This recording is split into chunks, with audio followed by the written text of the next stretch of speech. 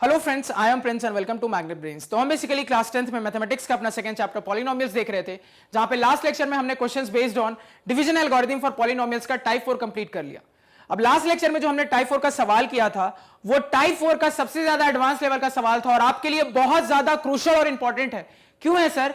क्योंकि एक ही सवाल के अंदर हमने पॉलिनोमियल के ऑलरेडी पढ़े हुए कई सारे कंसेप्ट को एक साथ इस्तेमाल किया सर, तब जाके मेरा सवाल सॉल्व हुआ था। और हमने उस सवाल में कुछ नए कंसेप्ट भी सीखे जो हमारे लिए काफी ज्यादा यूजफुल होंगे सर। तो बार बार कह रहा हूं, बहुत क्रूशियल लेक्चर है।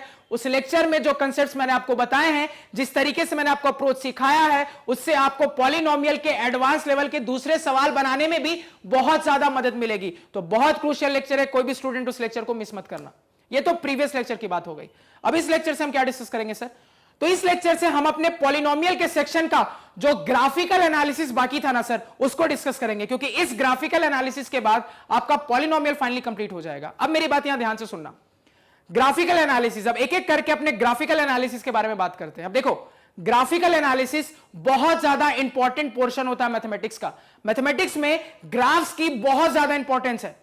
अगर मैं सिलेबस के पॉइंट ऑफ व्यू से बात करूं तो सर मुझे पता है कि ग्राफिकल एनालिसिस की मदद से ना किसी भी सवाल को सॉल्व करना बहुत आसान हो जाता है। और ये चीज आप जब 11th 12th में मैथ्स को परस्यू करोगे तो और ज्यादा ऑब्जर्व करोगे कि बहुत सारे ऐसे सवाल आपको मिलेंगे जिसको आप नॉर्मल कन्वेंशनल मेथड से बनाओगे तो या तो सवाल बनाने में बहुत ज्यादा टाइम लगेगा, या तो सवाल बहुत ही ज्यादा लेंथी जाएगा और आपको डर लगा रहेगा कहीं मैं छोटी सी गलती ना कर दूं क्योंकि मेरा आंसर फाइनली गलत हो जाएगा। यहीं पे बीच बचाव के लिए ग्राफ आता है, क्योंकि उन्हीं सवालों को अगर आप ग्राफिकल एनालिसिस के अप्रोच से आगे बढ़ोगे तो सवाल चुटकियों में सॉल्व होगा और आपके सवाल को वो बहुत ज्यादा आसान बना देता है। तो ये तो मैंने आपको ग्राफ की इंपॉर्टेंस किसके हिसाब से बताई? सिलेबस के हिसाब से। अगर मान लो मैं रियल लाइफ के हिसाब से बात करूं कि सर मैथमेटिक्स का हमारा जो चैप्टर ग्राफ है, क्या उसका रियल लाइफ में कोई इंपॉर्टेंस है? तो रियल लाइफ में ग्राफ्स का बहुत ज्यादा इंपॉर्टेंस है। ऐसी कोई जगह नहीं है जहां पे मैथमेटिक्स में ग्राफ यूज नहीं होता। इसका बेस्ट एग्जांपल स्पोर्ट्स का मैं लेता हूं। सभी ऑलमोस्ट बहुत सारे लोग, मतलब ओवरऑल की तो मैं बात नहीं करूंगा, लेकिन अगर मैं अपने इंडिया की जनता की बात करूं तो बहुत सारे लोग क्रिकेट को फॉलो करते हैं।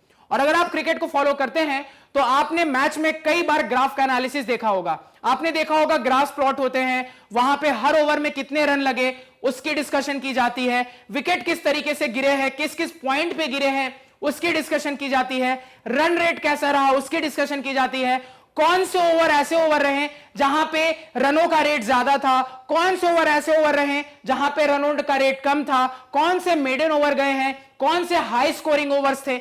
तो वो जो 50 ओवर, मान लो मैं वनडे क्रिकेट की बात कर रहा हूं, तो वो जो 50 ओवर का एनालिसिस है ना, वो पूरे 50 ओवर का एनालिसिस एक ग्राफ के अंदर समा जाता है। अब इससे बड़ी बात क्या हो सकती है?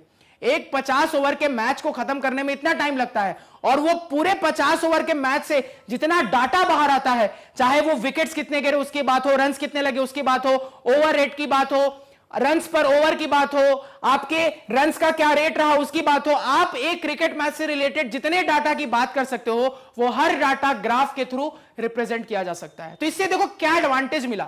आखिर आपने वो जो क्रिकेट मैच में ग्राफ ऑब्जर्व किया उससे आपको फायदा क्या मिला? तो फायदा यह दिखता है सर कि नॉर्मली अगर मैं आपको, ध्यान से मेरी बात को सुनना, नॉर्मली अगर मैं आपको 50 ओवर के क्रिकेट मैच का पूरा डाटा लिख कर दे दूं, पहला ओवर इतना रन लगा, विकेट गिरा कि नहीं गिरा, उसके बाद रन रेट क्या रहा, दूसरा ओवर इतना रन लगा, विकेट गिरा कि नहीं गिरा, अगर गिरा तो कितना विकेट गिरा, क्या रन रेट रहा, इस तरीके से अगर मैं आपको 50 ओवर का पूरा डाटा लिख कर दे दूं और कहूं कि उस 50 ओवर के डाटा को मुझे एनालाइज करके आप बहुत सारी चीजें बताओ, आप मुझे बताओ सबसे ज्यादा रन लगने वाला ओवर कौन सा था, सबसे ज्यादा विकेट गिरने वाला ओवर कौन सा था, मेडन ओवर कौन सा था, रन रेट क्या रहा है मेरा, कौन से मेरे ऐसे ओवर रहे जहां पे रन्स की संख्या कम लगी, कौन से ऐसे ओवर रहे जहां पे रन्स तेजी से लगे। तो अगर मैं आपको वो सारे डाटा देकर इतने सवाल पूछ दूंगा तो कुछ सवालों का तो आप जवाब दे दोगे, बहुत सारे सवालों का आप जवाब बिल्कुल नहीं दे पाओगे। और जिन सवालों का आप जवाब दोगे ना, उन सवालों का जवाब ढूंढने के लिए भी आपको बहुत सारा समय लगाना पड़ेगा। तो इसे क्या समझ में आता है? अगर मुझे बहुत सारा डेटा एक बार में हैंडल करने के लिए कह दिया जाए तो हमारे लिए बहुत ज्यादा प्रॉब्लम हो जाती है सर, क्योंकि उस बहुत सारे डेटा को अगर मैं एक बार हैंडल करने की कोशिश करूंगा तो हो सकता है कि मुझसे ह्यूमन एरर हो जाए, मुझसे गलतियां हो जाए डेटा को हैंडल करने में, डेटा को नोट डाउन करने में, डेटा को प्रेजेंट करने में। और यहां पे सर उस डेटा को एनालाइज करने में, उस डेटा से इंफॉर्मेशन बाहर निकालने में हमारा बहुत ज्यादा टाइम खराब होगा अगर डेटा के फॉर्म में मुझे कुछ बता दिया जाए। लेकिन यहीं पे अगर वो पूरे डेटा को मैं एक ग्राफ पेपर पे तरीके से रिप्रेजेंट करके दे दूं तो चुटकियों में मेरे हर एक सवाल का आप उस ग्राफ पेपर को ऑब्जर्व करके दे सकते हो। यानी जितनी बातें मैंने आपको उस क्रिकेट मैच के ग्राफ के एग्जांपल के थ्रू बताई तो उससे आपको अंदाजा लगता होगा हर स्टूडेंट को, मतलब जो भी क्रिकेट को फॉलो कर रहा है और आप क्लास 10th में हो तो एक क्रिकेट मैच के ग्राफ को एनालाइज करके जितनी बात आपको कमेंटेटर कहता है वो सारी चीजें आपको भी ग्राफ पे दिखती है। तो ग्राफ से आपको क्या पता लगता है सर? एनालिसिस बहुत आसान हो जाती है, डेटा का स्टडी बहुत इजी हो जाता है, एक्यूरेसी बढ़ जाती है, टाइम भी बचता है सर। तो ग्राफ से एनालिसिस करने के बहुत सारे फायदे हैं सर। तो ये जो इंपॉर्टेंस है ना ग्राफ की, ये तो मैंने आपको एक छोटा सा रियल लाइफ एग्जांपल लिया, अब बहुत सारे रियल लाइफ में एग्जांपल देख सकते हो।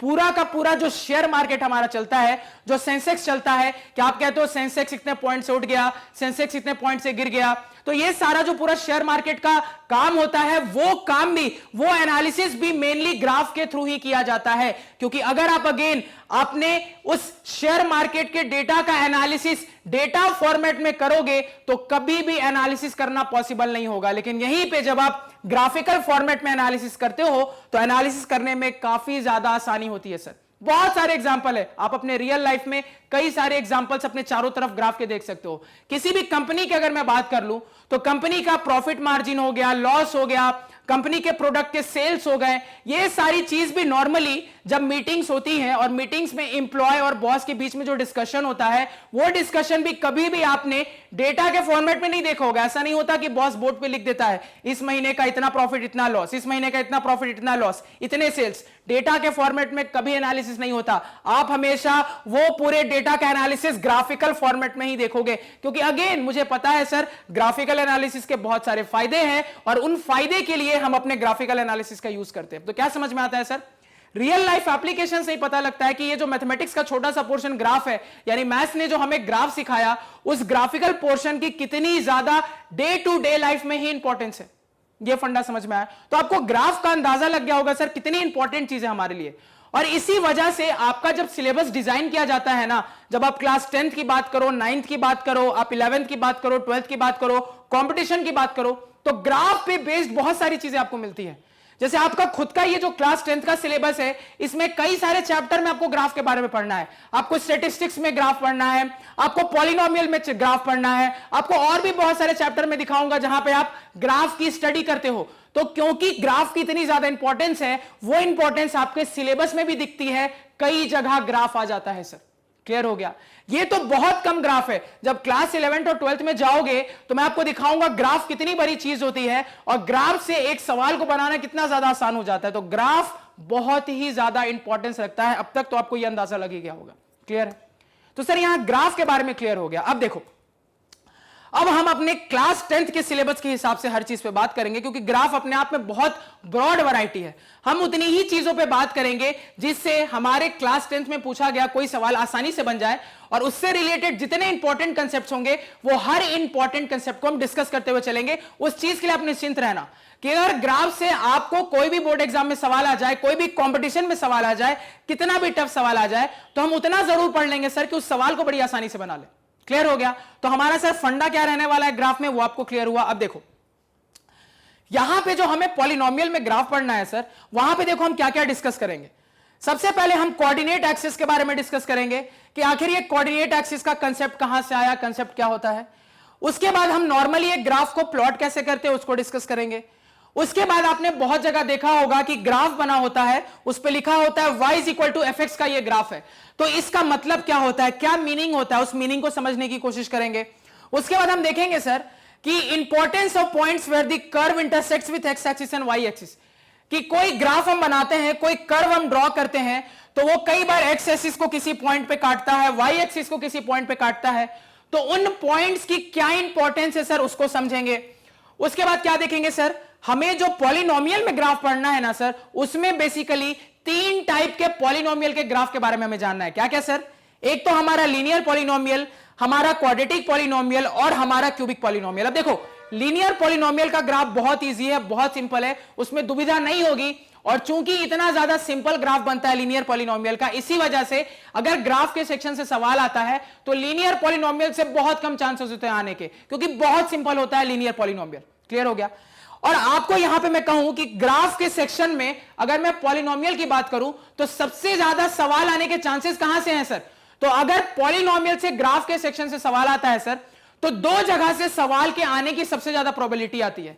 या तो वो आपको क्वाड्रेटिक पॉलिनोमियल पे जो बेस्ड ग्राफ होते हैं उससे सवाल पूछेगा, या फिर ये वाला जो टॉपिक मैंने हाईलाइट करके लिखा है उस पे से सवाल पूछेगा। यानी कि पॉलिनोमियल में जो हमें ग्राफ पढ़ना है सर, उसमें मेरा मेन फोकस इन दो टॉपिक पे सबसे ज्यादा रहेगा, क्योंकि यहीं से सवाल सबसे ज्यादा पूछे जाते हैं। क्योंकि इन दो टॉपिक को अच्छे से समझने के लिए आपको ये सारे टॉपिक्स को समझना जरूरी है।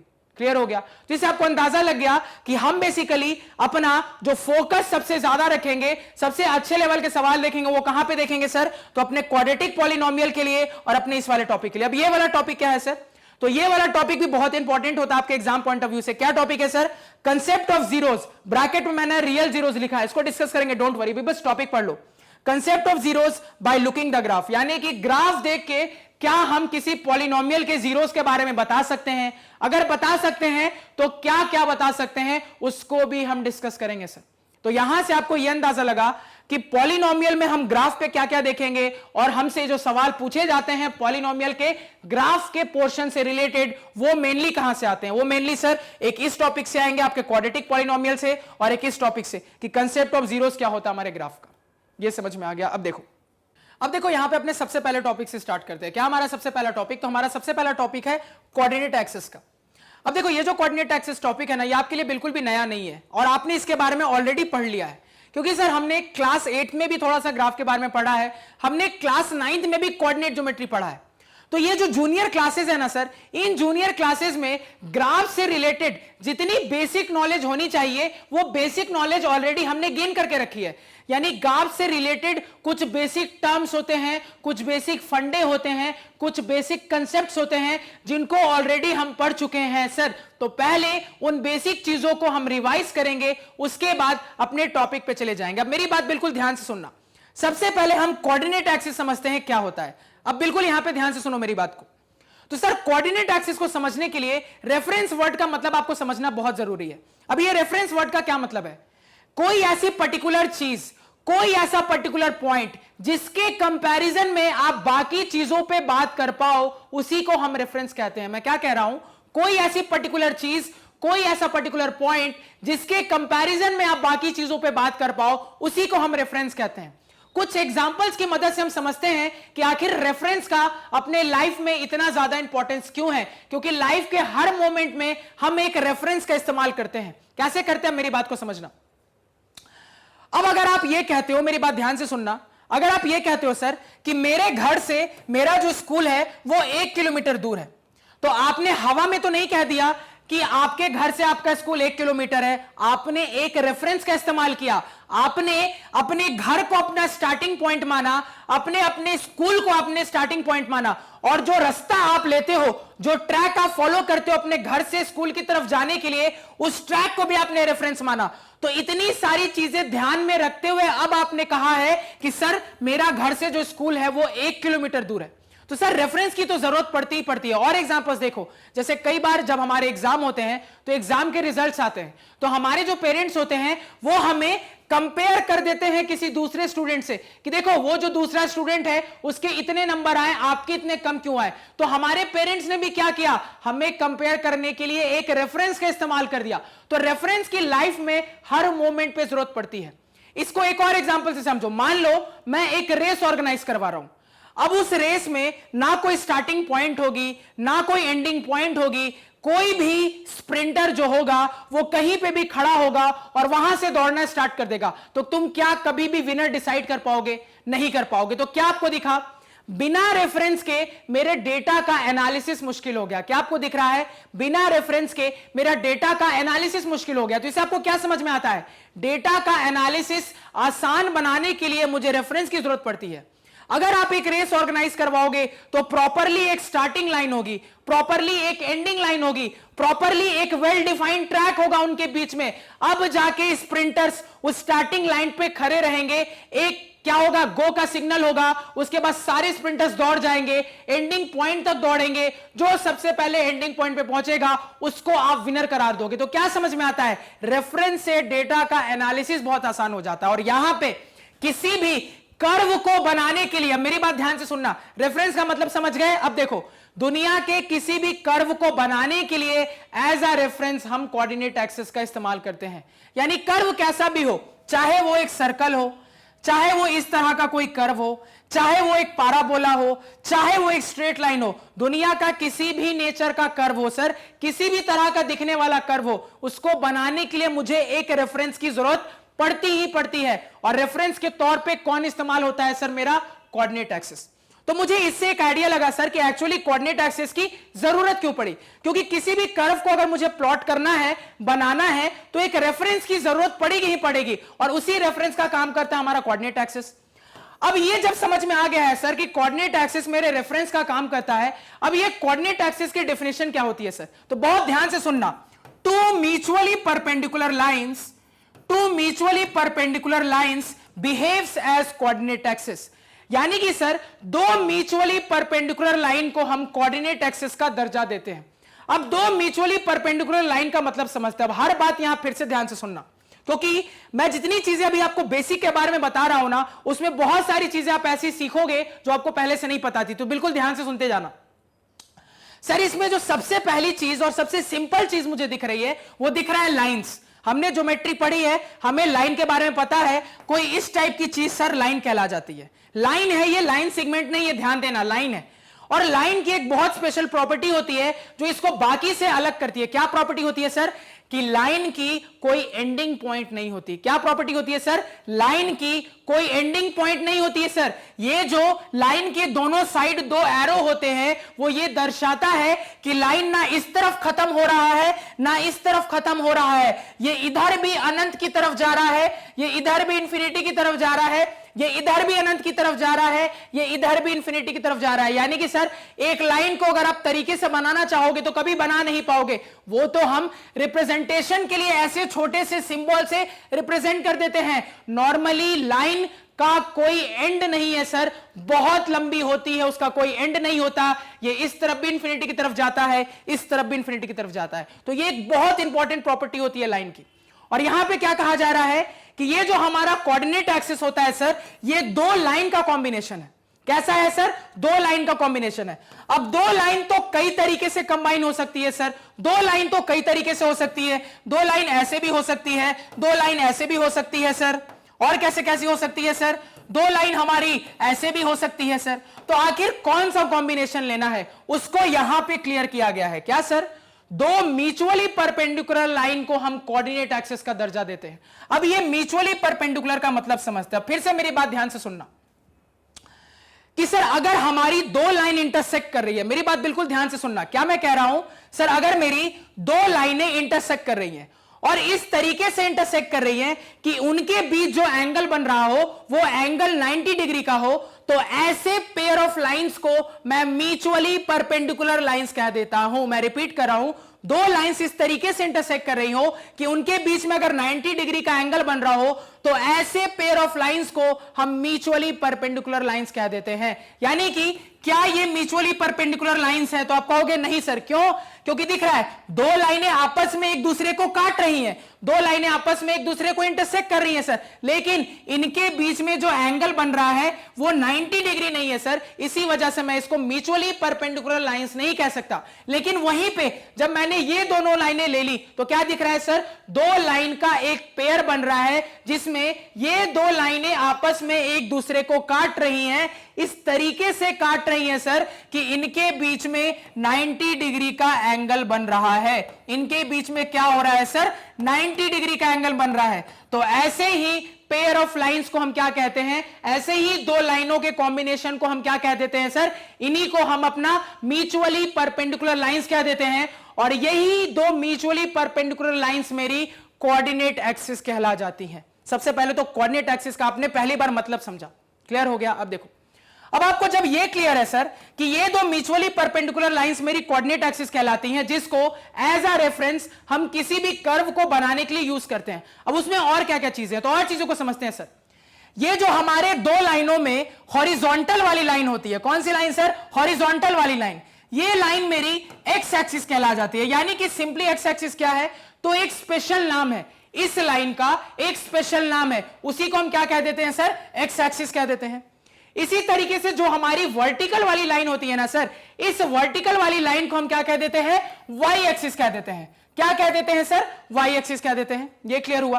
तो इससे ये मुझे पता लगा कि ये जो मेरा कोऑर्डिनेट एक्सिस में बोल रहा हूं, उसके अंदर जो दो लाइनें होती हैं, एक को एक्स एक्सिस कहते हैं, एक को हमारा वाई एक्सिस कह देते हैं। अब क्या होता है सर आगे? तो अब मुझे यह भी पता है सर कि दो लाइनें जिस बिंदु पे इंटरसेक्ट करती हैं उसको हम ओरिजिन कहते हैं। उसको हम क्या कहते हैं? ओरिजिन। अब ओरिजिन वर्ड का क्या मतलब है? शुरुआत। ओरिजिन वर्ड से क्या समझते हो? शुरुआत। अब देखो मैंने आपको क्या कहा था, किसी भी कर्व को बनाने के लिए एज अ रेफरेंस आपको कोऑर्डिनेट एक्सिस की जरूरत पड़ती है। इसी तरीके से सर एक और रेफरेंस की जरूरत पड़ती है, और वो रेफरेंस क्या है? ये ओरिजिन।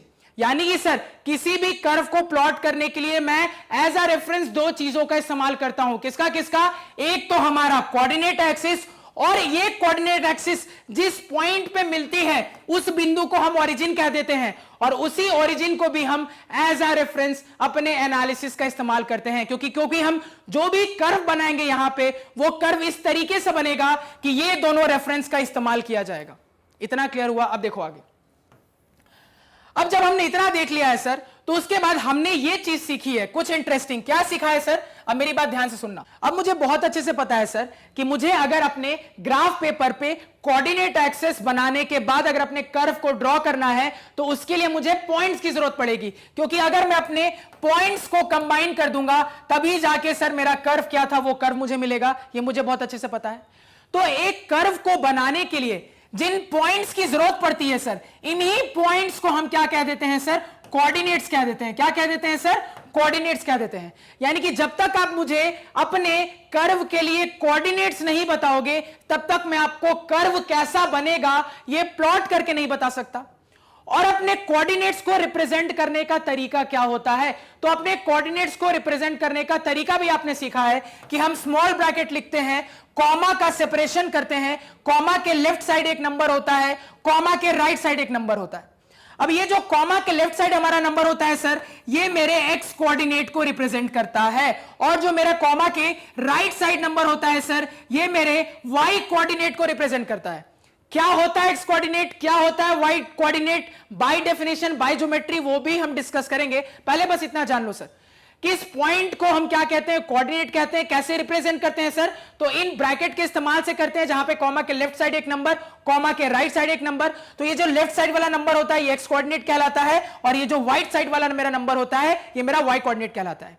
यानी इस तरीके से हमारे पास कुछ क्या होते हैं सर? कोऑर्डिनेट्स का कलेक्शन होता है। जैसे एग्जांपल के लिए कुछ 1 2 3 4, कुछ 5 6, कुछ -1 -3। तो इस तरीके से क्या दिख रहा है आपके पास? इस तरीके से बहुत सारे कोऑर्डिनेट्स का कलेक्शन आएगा। इन कोऑर्डिनेट्स को आप अपने ग्राफ पेपर पे क्या करोगे? पहले प्लॉट करोगे, और प्लॉट करने के बाद इन पॉइंट्स को अगर आप कंबाइन कर देते हो तो आपको अपना कर्व मिल जाता है। अब मेरी बात ध्यान से सुनना, ये जो मेरा किसी भी कर्व को प्लॉट करने के लिए कोऑर्डिनेट को रिप्रेजेंट करने का तरीका होता है ना, इस तरीके से, ये रिप्रेजेंट करने का मेरा तरीका कार्टेशियन कोऑर्डिनेट सिस्टम या रेक्टेंगुलर कोऑर्डिनेट सिस्टम कहला जाता है। ये बहुत इंपॉर्टेंट आपको समझना, क्योंकि क्लास 10th का सिलेबस जो आपका बनाया गया है इस तरीके से बनाया गया है कि आपको बेसिकली क्या पढ़ना है? इस तरीके का ही ग्राफिकल रिप्रेजेंटेशन पढ़ना है। और अपने कर्व को बनाने के लिए जो मुझे कोऑर्डिनेट्स की जरूरत पड़ती है, जिनको हम इस फॉर्मेट में रिप्रेजेंट करते हैं सर, यही फॉर्मेट मेरा कार्टेशियन कोऑर्डिनेट सिस्टम या रेक्टेंगुलर कोऑर्डिनेट सिस्टम कहलाता है सर।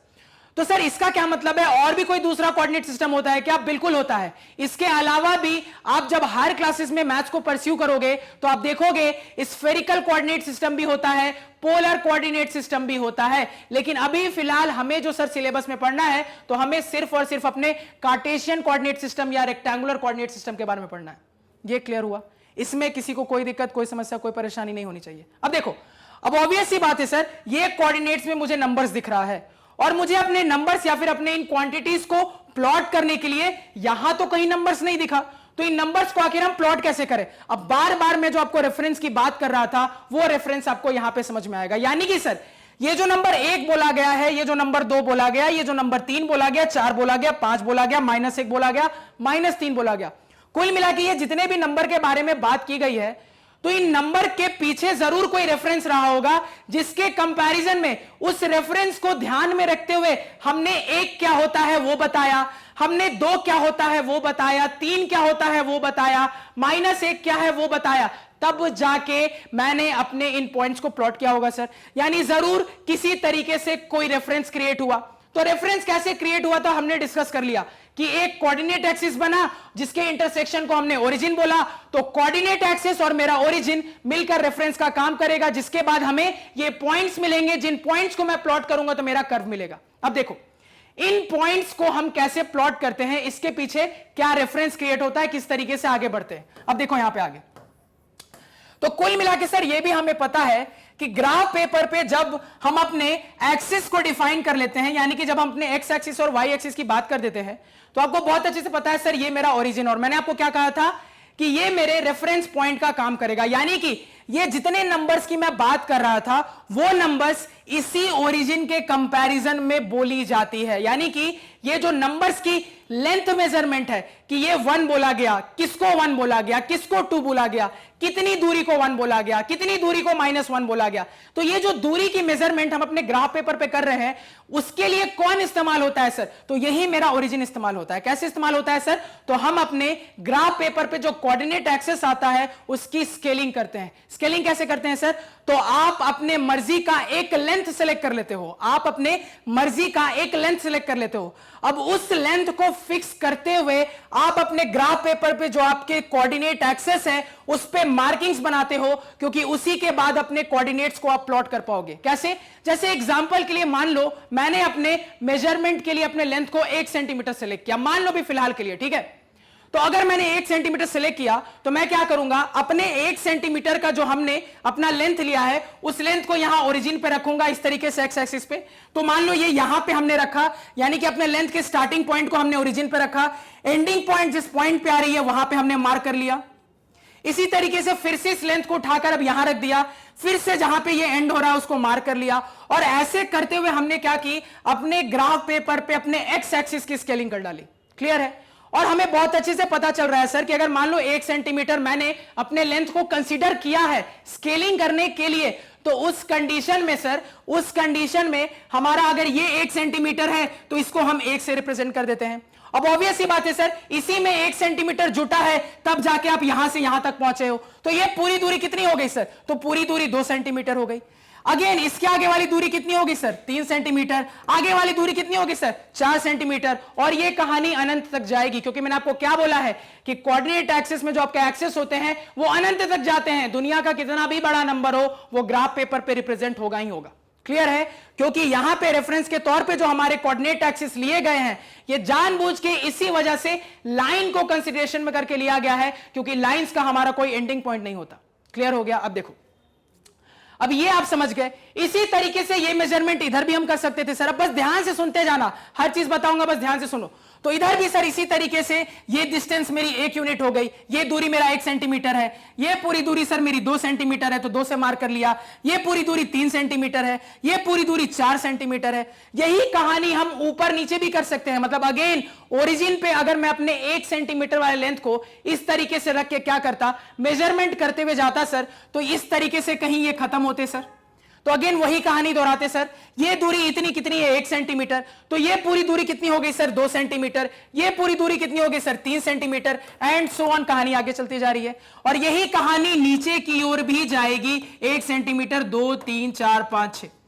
चिंता मत करो, हर सवाल का भी जवाब आएगा। इसको देख के कंफ्यूज मत हो, बस सुनते जाओ। सिर्फ कह रहा हूं ना, सुनते जाओ, कान खुले रखो, दिमाग खुला रखो, हर कुछ समझ में आ जाएगा। अब देखो यहां पे सर हमने मेजरमेंट कर लिया। अब देखो, अब आप कहोगे सर 1 2 3 4 इधर भी है, 1 2 3 4 इधर भी है, 1 2 3 4 इधर भी है, 1 2 3 4 इधर भी है। आपने ये कहा, ये मुझे समझ में आया कि अगर मैं इस तरीके से अपना रिप्रेजेंटेशन करता हूं तो ये मेरा एक्स कोऑर्डिनेट है, ये मेरा वाई कोऑर्डिनेट है।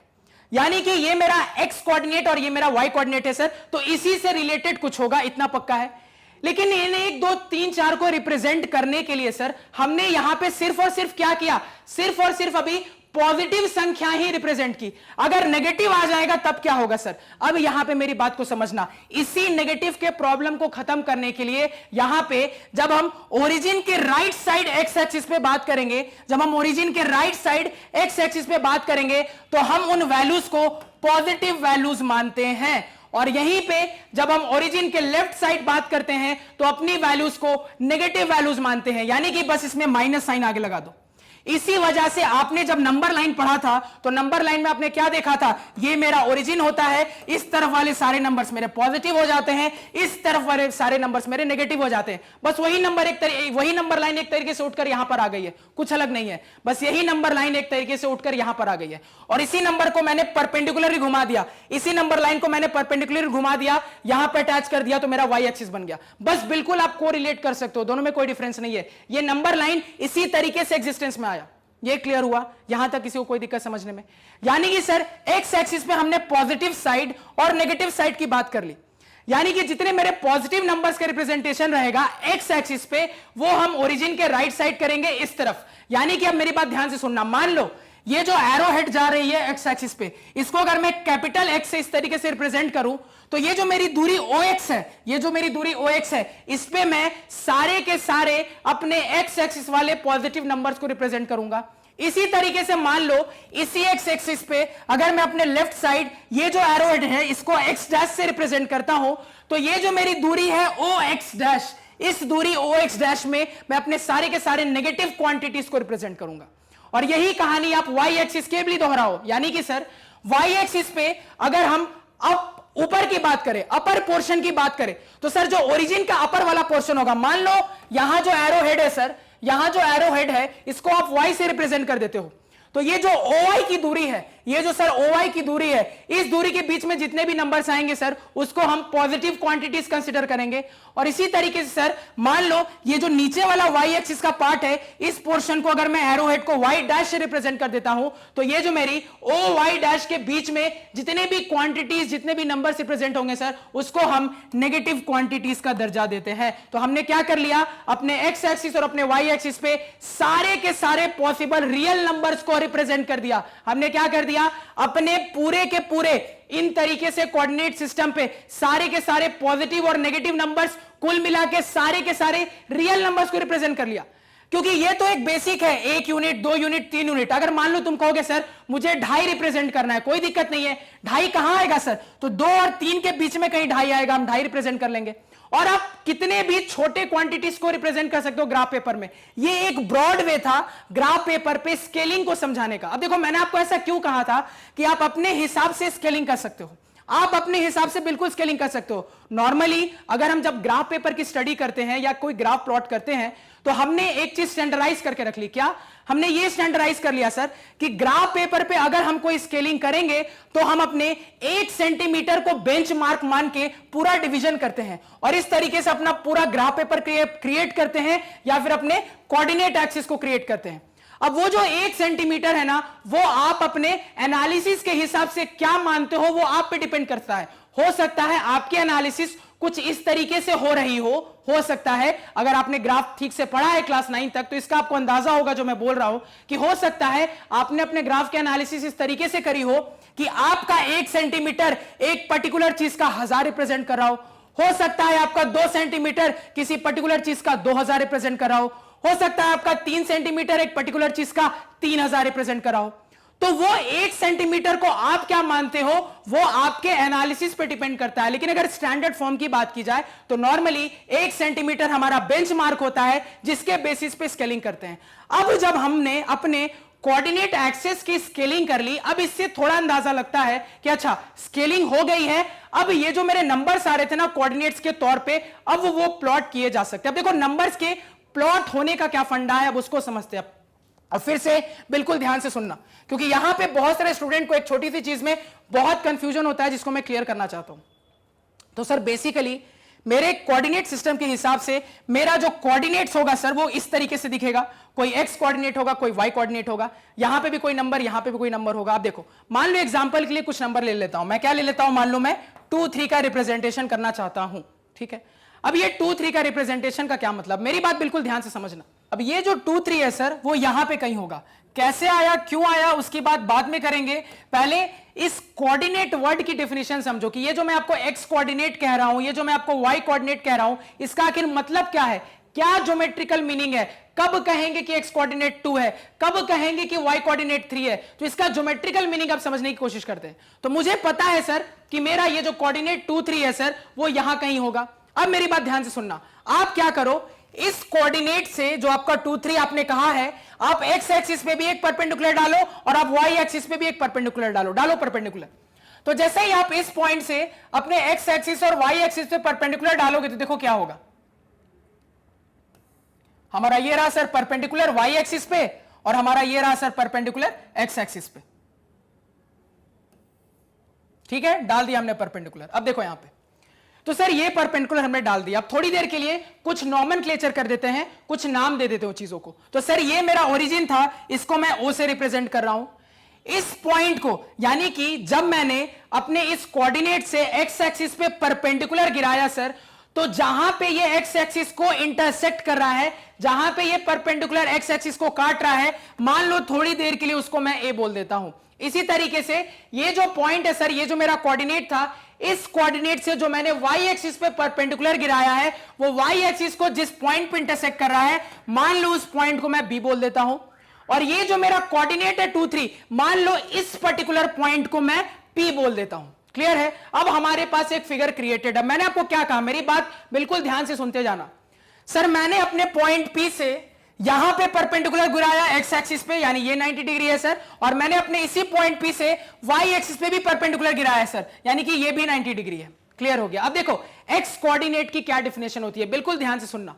तो सर मेरे एक्स कोऑर्डिनेट की डेफिनेशन कहती है, अब देखो बहुत सारे स्टूडेंट्स डेफिनेशन में कंफ्यूज होते हैं क्योंकि उनको जो ग्राफ बनाने का तरीका पता है उससे उनको श्योर नहीं होता कि डेफिनेशन क्या है। तो यहां पे आपको डेफिनेशन की क्लैरिटी बहुत जरूरी है, क्योंकि डेफिनेशन समझना बहुत जरूरी है। क्योंकि ग्राफ बनाने के लिए जो हम अप्रोच लेते हैं ना, वो अप्रोच थोड़ा सा शॉर्टकट अप्रोच होता है, थोड़ा सा डेफिनेशन से भागने वाला अप्रोच होता है। इसी वजह से कई बार स्टूडेंट्स को डेफिनेशन एक्चुअली में क्लियर नहीं होता, इसलिए ये डेफिनेशन बता दे रहा हूं, बहुत इंपॉर्टेंट है। अगर कोई आपसे कह रहा है कि किसी भी कोऑर्डिनेट में जब हम एक्स कोऑर्डिनेट 2 लिख रहे हैं, तो आखिर इस 2 का क्या मतलब है, क्या डेफिनेशन है, तो अब मेरी बात बिल्कुल ध्यान से सुनना। आपके एक्स कोऑर्डिनेट की डेफिनेशन होती है वाई एक्सिस से उस पॉइंट तक की परपेंडिकुलर डिस्टेंस। मैं रिपीट कर रहा हूं, आपके एक्स कोऑर्डिनेट की क्या डेफिनेशन है सर, वाई एक्सिस से उस पॉइंट तक की परपेंडिकुलर डिस्टेंस। यानी कोऑर्डिनेट कौन सा है, एक्स, परपेंडिकुलर डिस्टेंस कहां का ले रहे हो, वाई एक्सिस तक का। कोऑर्डिनेट कौन सा है सर, एक्स, लेकिन परपेंडिकुलर डिस्टेंस कहां तक का ले रहे हो सर, वाई एक्सिस तक का। तो आप एक्स कोऑर्डिनेट की क्या डेफिनेशन बताओगे सर, वाई एक्सिस से मेरे पॉइंट तक का जो परपेंडिकुलर डिस्टेंस होता है वही मेरा एक्स कोऑर्डिनेट का लेंथ कहला जाता है सर, वही मेरा एक्स कोऑर्डिनेट का लेंथ कहला जाता है। यानी ये जो 2 लिखा है, इस 2 का मतलब ये है सर वाई एक्सिस से परपेंडिकुलर डिस्टेंस इस पॉइंट तक का। अब मेरे इस पॉइंट का वाई एक्सिस से परपेंडिकुलर डिस्टेंस क्या है सर, तो आप कहोगे मेरे इस पॉइंट का वाई एक्सिस से परपेंडिकुलर डिस्टेंस है पीबी। क्या है सर, पीबी। और यही जो पीबी की दूरी है सर, यही दूरी 2 यूनिट्स है। यानी कि अगर आप इस दूरी को मेजर करोगे, अगर आप इस वाली दूरी को मेजर करोगे, तो यही दूरी 2 यूनिट्स निकल कर आएगी, जिसको आपने 2 कोऑर्डिनेट का नाम दे दिया। यही मेरे एक्स कोऑर्डिनेट की डेफिनेशन होती है। तो याद रखना, एक्स कोऑर्डिनेट का डेफिनेशन वाई एक्सिस से रिलेटेड है, उसी तरीके से वाई कोऑर्डिनेट का डेफिनेशन एक्स एक्सिस के साथ रिलेटेड है। तो क्या बताओगे सर एक्स कोऑर्डिनेट की डेफिनेशन, वाई एक्सिस से जो मेरे पॉइंट की परपेंडिकुलर डिस्टेंस होती है वही मेरा एक्स कोऑर्डिनेट कहलाता है। इसी तरीके से वाई कोऑर्डिनेट की डेफिनेशन क्या बताओगे सर, तो एक्स एक्सिस से मेरे पॉइंट का जो परपेंडिकुलर डिस्टेंस होता है वही मेरा वाई कोऑर्डिनेट कहलाता है। तो एक्स एक्सिस से आपके पॉइंट का परपेंडिकुलर डिस्टेंस क्या है सर, तो आप कहोगे एक्स एक्सिस से मेरे पॉइंट का परपेंडिकुलर डिस्टेंस पीए है, पीए को ही मैं क्या कह दूंगा, अपना वाई कोऑर्डिनेट कह दूंगा सर। इसी पीए को मैं अपना क्या कह दूंगा, वाई कोऑर्डिनेट। यानी कि अगर आपको यह लिखा हुआ है कि आपका वाई कोऑर्डिनेट 3 है, इसका क्या मतलब है, ये जो पीए की दूरी है यही दूरी 3 यूनिट्स है। यही जो पीए की दूरी है सर, यही दूरी 3 यूनिट्स है। तो यहां पे कोऑर्डिनेट का डेफिनेशन क्लियर होना बहुत जरूरी है कि अगर कोई आपको कह रहा है कि मैं ग्राफ पेपर पे कोई कोऑर्डिनेट 2 3 को प्लॉट कर रहा हूं, तो उसने कैसे प्लॉट किया, तो एक्चुअली में उसने एक ऐसा पॉइंट खोजा सच दैट अगर मैं उस पॉइंट से अपने y एक्सिस की तरफ परपेंडिकुलर बनाऊंगा तो वो जो परपेंडिकुलर दूरी होगी वही मेरे x कोऑर्डिनेट के लेंथ को रिप्रेजेंट करती है। उसी तरीके से उस पॉइंट से जो मेरे x एक्सिस तक की दूरी होगी वो मेरे y कोऑर्डिनेट के लेंथ को रिप्रेजेंट करती है। क्या मैं कह रहा हूं, उस पॉइंट से जो मेरे सर y एक्सिस की दूरी होगी वो मेरे x कोऑर्डिनेट के लेंथ को रिप्रेजेंट कर रही है। लेंथ वर्ड पे मैं इंफेसिस दे रहा हूं, इसको आगे क्लियर करूंगा। इसी तरीके से उस पॉइंट से मेरे x एक्सिस तक की जो परपेंडिकुलर दूरी होती है सर वो मेरे y कोऑर्डिनेट को रिप्रेजेंट करती है सर। ये क्लियर हो गया। और y कोऑर्डिनेट में भी क्या, y कोऑर्डिनेट के लेंथ को रिप्रेजेंट करती है सर। तो यहां पे आपको बहुत अच्छे से x कोऑर्डिनेट और y कोऑर्डिनेट की डेफिनेशन क्लियर हो गई होगी। ये क्लियर है, यहां तक किसी को कोई डाउट नहीं होना चाहिए। अब देखो आगे, अब यहां पे आगे बात करते हैं। इतना हमने बात कर लिया सर, हमने मतलब समझ लिया। अब देखो होता एक्चुअली क्या है ना, अब ये जो सिचुएशन बन रही है, इस सिचुएशन में आपको जब मैं आगे ज्योमेट्री पढ़ाऊंगा तो वहां बहुत आसानी से आप कंग्रुएंसी से प्रूव कर लोगे सर कि ये एक रेक्टेंगल क्रिएट हो जाता है। तो रेक्टेंगल है यानी कि चारों के चारों जो मेरे इंटीरियर एंगल है सर वो 90 डिग्री है। और अगर ये एक रेक्टेंगल है सर तो मैं कह सकता हूं opposite lengths are parallel and equal. तो मेरे अपोजिट लेंथ कुल मिला के क्या है सर, बराबर है और पैरेलल है। इसी वजह से हम जब पढ़ते हैं तो ये बोल देते हैं सर कि ये दो, इसी वजह से ये वाला भी दो, ये तीन, इसी वजह से ये वाला भी तीन। और मैं क्या कह देता हूं कि अगर मुझे अपने किसी पॉइंट 2, 3 को प्लॉट करना है तो तुम क्या करो, एक्स एक्सिस पे देखो 2 यूनिट कहां तक आ रही है, उस पॉइंट को दिमाग में रखना। वाई एक्सिस पे देखो 3 यूनिट कहां पे आ रही है, उस पॉइंट को दिमाग में रखना और एक इमेजिनरी दिमाग में परपेंडिकुलर लाइन बनाओ और देखो वो दोनों परपेंडिकुलर लाइन जो उन पॉइंट से निकल रही है कहां पे इंटरसेक्ट कर रही है। जहां पे ये दोनों लाइनें निकल के इंटरसेक्ट करेंगी वही मेरा 2, 3 कोऑर्डिनेट को रिप्रेजेंट करेगा। इस तरीके से हमें ग्राफ प्लॉट करना सिखाया गया है। लेकिन सर ये जो चीज है ये एक्चुअल मेरी डेफिनेशन नहीं है। डेफिनेशन ये कहती है कि एक्स कोऑर्डिनेट क्या है, तो उस पॉइंट से मेरे y एक्सिस तक का परपेंडिकुलर डिस्टेंस। y कोऑर्डिनेट क्या है, तो उस पॉइंट से मेरे x एक्सिस तक का परपेंडिकुलर डिस्टेंस। एक्चुअल डेफिनेशन ये है। उसके हिसाब से हमने देखा कि जब मैं ज्योमेट्री लगाता हूं तो ये पूरा का पूरा क्लोज फिगर एक रेक्टेंगल क्रिएट हो जाता है, जिसके बाद मैं अलग अलग मेथड से ज्योमेट्री में ये प्रूव कर सकता हूं कि ये एक रेक्टेंगल बन गया तो opposite lengths are parallel and equal. तो ये जो लेंथ है 2 यूनिट वही ये लेंथ 2 यूनिट बन जाता है, ये जो लेंथ है 3 यूनिट वो यही 3 यूनिट बन जाता है। तो हमें जब ग्राफ प्लॉट करना होता है तो कैसे सिखाया गया है, अगर आपको कोई कोऑर्डिनेट प्लॉट करना है तो जो एक्स कोऑर्डिनेट वाला पार्ट है उसको एक्स एक्सिस पे ओरिजिन से देखो कहां पे है, जिस पॉइंट पे आया उस पॉइंट को दिमाग में रखना या मार्क कर लेना। इसी तरीके से आपका जो वाई कोऑर्डिनेट है उस वाई कोऑर्डिनेट को देखो कि ओरिजिन से वाई एक्सिस पे कहां पे है, जिस पॉइंट पे आया मार्क कर लेना। और वो जो दोनों आपको पॉइंट मिले हैं वहां से इमेजिनरी परपेंडिकुलर लाइन निकालते हैं और वो जो दो इमेजिनरी परपेंडिकुलर लाइन उन पॉइंट से निकलती है, जिस पॉइंट पे जाके मिल जाती है उसी को हम अपना कोऑर्डिनेट बता देते हैं। और इसी तरीके से हम अपने कोऑर्डिनेट्स को प्लॉट करते हैं, जिसको कंबाइन कर देते हैं तो हमें अपना कर्व मिल जाता है। ये क्लियर हुआ। ये बहुत छोटी सी चीज है लेकिन बहुत इंपॉर्टेंट चीज है जो जानना जरूरी है, क्योंकि बहुत सारे स्टूडेंट्स कह देते हैं सर कि ये वाली लेंथ एक्स कोऑर्डिनेट बोल देंगे, ये वाली लेंथ वाई कोऑर्डिनेट बोल देंगे। ये डेफिनेशन नहीं है, डेफिनेशन अलग है। जो मैंने आपको बताया वो एक्चुअली में एक्स कोऑर्डिनेट और वाई कोऑर्डिनेट की डेफिनेशन है। उसके बाद वाइस वर्सा में हम देख लेते हैं कि ऐसा हो जाता है तो हम अपनी सहूलियत के लिए ऐसा कर देते हैं। इसका यह मतलब नहीं है कि आप एज ए डेफिनेशन इसको याद रखोगे। तो बहुत इंपॉर्टेंट चीज बताइए मैंने आपको, बहुत क्रूशियल चीज जो आपको ध्यान में रखनी है। यहां तक सबको फंडा क्लियर है, यहां तक किसी को कोई कंफ्यूजन, कोई डाउट, कोई समस्या नहीं होनी चाहिए। क्लियर हो गया। अब देखो, अब मेरी बात को समझना। मैंने सबसे पहले जो आपके सामने कोऑर्डिनेट रिप्रेजेंट किया वो कैसा रिप्रेजेंट किया सर, तो वो मैंने रिप्रेजेंट किया 2, 3। मान लो मैं आपको कह रहा हूं -2, 3 रिप्रेजेंट करके दिखाओ। क्या रिप्रेजेंट करके दिखाओ सर, -2, 3। अब देखो -2, 3 कैसे रिप्रेजेंट होगा। अब मेरी बात को बिल्कुल ध्यान से सुनना और समझना कि सर फिर से वही काम, यानी ये जो शॉर्टकट अब हमने सीख लिया है ना, इस शॉर्टकट को अप्लाई करने में हिचकिचाएंगे नहीं। अब देखो एक्स एक्सिस पे मेरी लेंथ कितनी है, 2 है। एक्स एक्सिस पे मेरी लेंथ कितनी है, 2 है। लेकिन साइन आगे क्या लगा है, माइनस का। तो माइनस का साइन लगा है लेंथ 2 पे, यानी कि कुल मिला के -2 एक्स एक्सिस पे। तो एक्स एक्सिस पे -2 की लेंथ किधर मिलेगी, तो आप कहोगे सर अगर मैं ओरिजिन से लेफ्ट साइड जाऊंगा तभी मुझे एक्स एक्सिस पे नेगेटिव लेंथ के बारे में पता लगेगा। और अभी जो हमने अपना शॉर्टकट देखा है पॉइंट प्लॉट करने का, उससे मुझे पता है सर कि अगर मुझे ये -2 3 कोऑर्डिनेट को प्लॉट करना है तो मुझे सबसे पहले अपना x कोऑर्डिनेट -2 दिख रहा है। इसका क्या मतलब है, आप देखो आपके x एक्सिस पे -2 यूनिट की लेंथ कहां है, तो क्या कहोगे सर, नेगेटिव डायरेक्शन में ही हमें नेगेटिव वाले नंबर्स x एक्सिस पे मिलते हैं, यानी ओरिजिन के लेफ्ट साइड x एक्सिस पे हमें सारे नेगेटिव नंबर्स मिलेंगे। मतलब मेरा ये जो -2 है सर, ये यहां कहीं रिप्रेजेंट हो रहा होगा ओरिजिन के लेफ्ट साइड सर, ऑब्वियस सी बात है, जिसकी ये जो दूरी होगी सर, ये दूरी -2 लेंथ की है। क्लियर हो गया। इसी तरीके से मान लो आपका y कोऑर्डिनेट कितना है, 3। इसका क्या मतलब है, y एक्सिस पे देखो 3 यूनिट कहां है, तो कहोगे सर y एक्सिस पे अगर मैं अपने ओरिजिन से देखूं तो 3 यूनिट, यानी कि कुल मिला के +3 है, ये यहां पे कहीं है। अब जो मैंने आपको तरीका बताया क्या, कि हम जब नॉर्मली ग्राफ बनाते तो कैसे प्लॉट करते हैं सर, अब अपने ये दो पॉइंट को पता करने के बाद हम देख लेते हैं इमेजिनरली दिमाग में कि ये परपेंडिकुलर कहां जा रहा है, यहां से, ये परपेंडिकुलर कहां जा रहा है, यहां से। जिस पॉइंट पे दोनों इंटरसेक्ट होते हैं यही मुझे एक्चुअली इस पॉइंट का कोऑर्डिनेट दे देता है। इस पॉइंट का कोऑर्डिनेट कितना आया सर, -2 3 आया। क्लियर, इसमें किसी को कोई दिक्कत। इसी तरीके से अगर मैं आपको कहूं सर कि आप मुझे -2 -3 प्लॉट करके दिखाओ, फिर से वही कहानी सर। -2 का क्या मतलब है, x एक्सिस पे -2 लेंथ कहां पे है, x एक्सिस पे -2 लेंथ ये रही सर, इस साइड सारे नेगेटिव नंबर से, तो -2 लेंथ इस तरफ रहा सर, ये पॉइंट पहले से मार्क्ड है सर। अब y एक्सिस पे क्या है, -3 लेंथ है। अब देखो 3 लेंथ तो ऊपर की तरफ है, -3 लेंथ कहां जाएगी y एक्सिस पे सर, नीचे की तरफ जाएगी। तो नीचे की तरफ अपने स्केलिंग के हिसाब से हम देखेंगे -3 की दूरी कहां पे आ रही है।